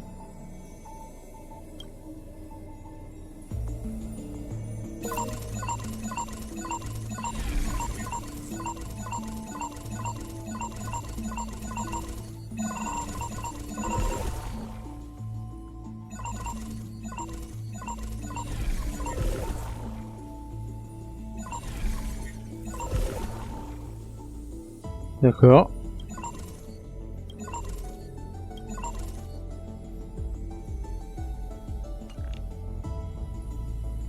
Euh...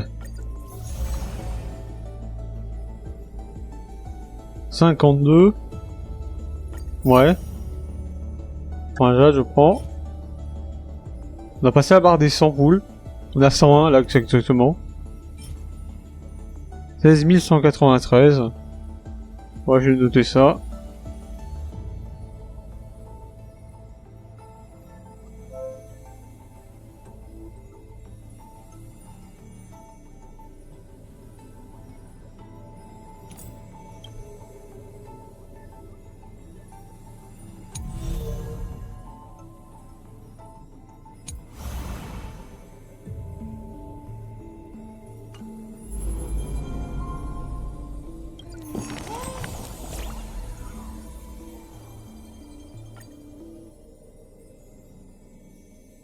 Il y en a encore qu'on sait pas, hein.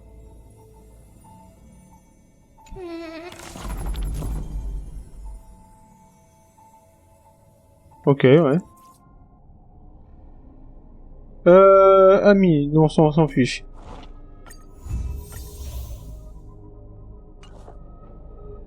Alors, événement, évidemment.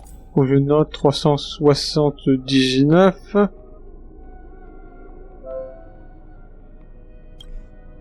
Voilà. Bon, restaurant, on va passer un jour ou l'autre. Guide. J'ai encore mes machins à faire.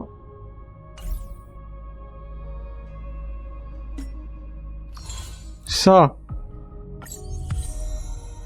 Palier 6 avec 100.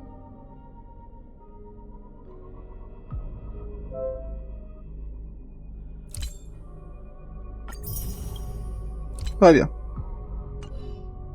Alors, les succès maintenant. Donc on est à 1146 succès.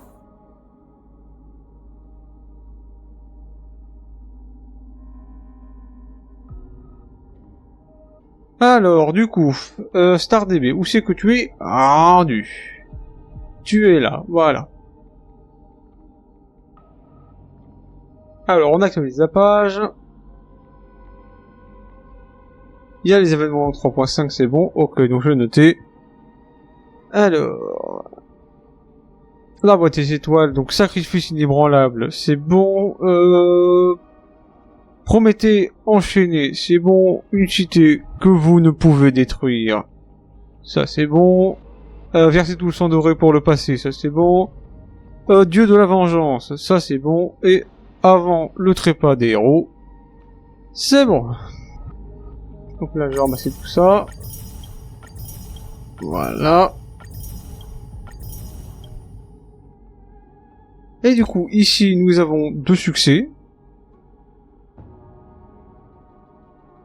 Dans sonder l'insondable.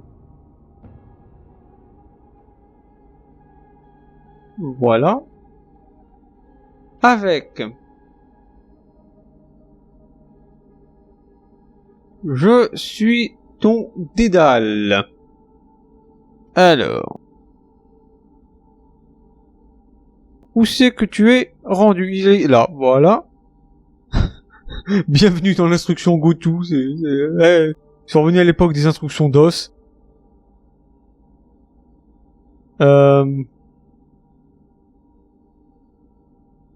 Ensuite, qu'est-ce qu'il y a d'autre? Il y a la solitude de moi. Que je vais cocher maintenant, voilà. Hop, ça nous fait du jade en plus. Et ça nous fait un total de 16 263. 13263. Et peut-être qu'il y a un code. Je vais regarder ça. Là. Ah, il y a un ping là sur le channel, donc ouais, très certainement. Non, c'est des trucs Twitch, mais je suis prêt à parier qu'il y aura un code dans pas longtemps. Bon bah, je vais faire les trucs Twitch maintenant. J'aurais dû le faire tout à l'heure, ça, par contre. C'est pas grave, c'est pas grave. Allez. Voilà. Donc du coup, là, nous sommes à 1146 achievements.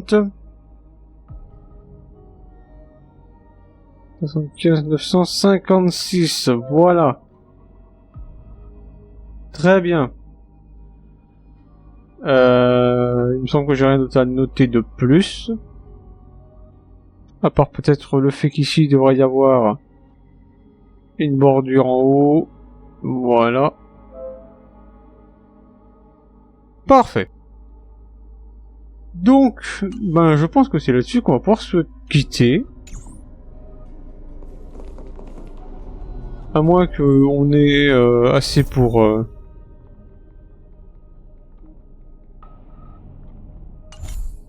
le machin. Et que je me dis que non, hein. Va falloir explorer davantage. 2905, ça sera pas assez. Il en faudra plus, hein, très certainement. Bon, je vais remplir les... Non, c'est pas là. Faut aller ici, tout là-haut.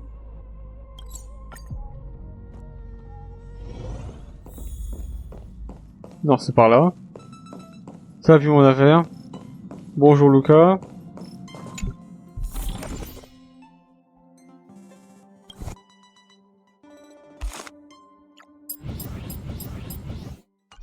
Hop, voilà.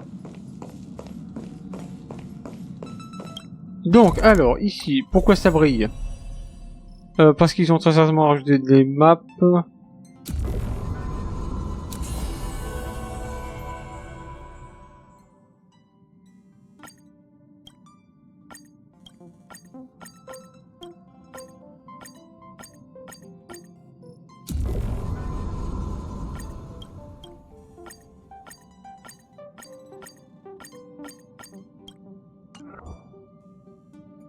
Voilà. Bon. Voilà. Alors après, on peut toujours regarder, hein. Est-ce qu'ils ont mis à jour le wiki? On sait jamais, hein. Ça se trouve, ils l'ont déjà mis à jour, hein. Alors. Ok, règle wiki. Version 3.5.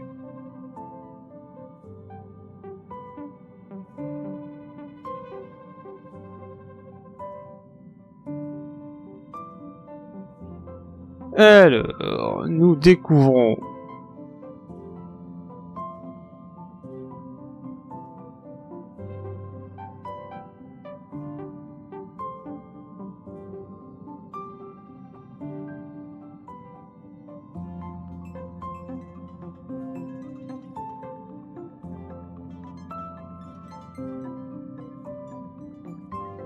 de la genèse.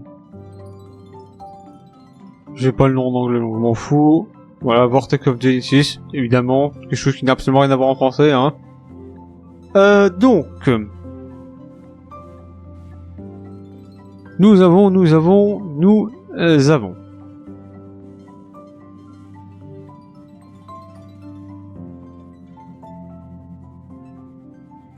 Et le truc a été mis à jour.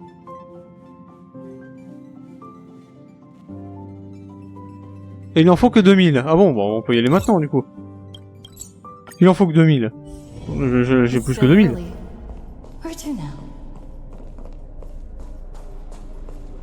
Toujours dans un état dégueulasse ce truc. On remarque moins pire que... Non, c'est toujours de la merde en fait. Ouais, les deux sont là. Hein.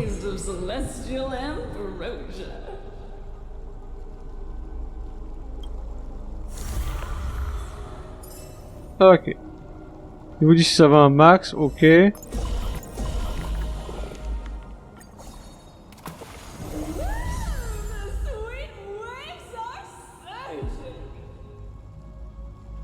D'accord.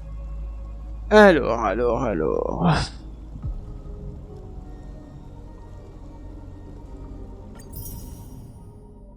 Bon, alors du coup, 150 déjà non plus, donc je note. 16 413. Ouais, moi je note tout, hein, parce que j'ai besoin de gérer mes dépenses.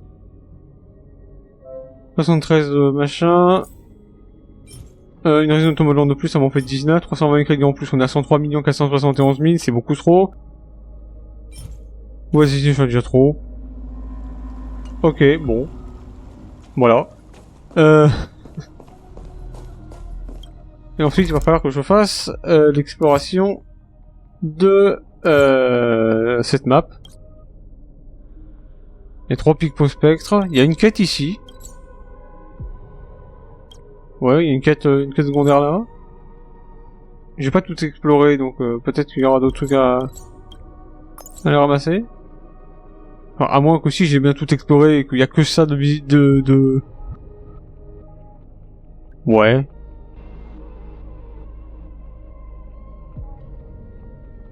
Moi je sais pas. Hein. Moi, je pense parce que là il y a que la quête là. Donc ouais. Bon, allez. On a combien de temps là? 3h40. Ouais, bon, je vais arrêter là. Bref. Merci à tous d'avoir regardé. Je vais cacher ça parce qu'il m'énerve. Merci à tous d'avoir regardé. C'était moi. Au revoir.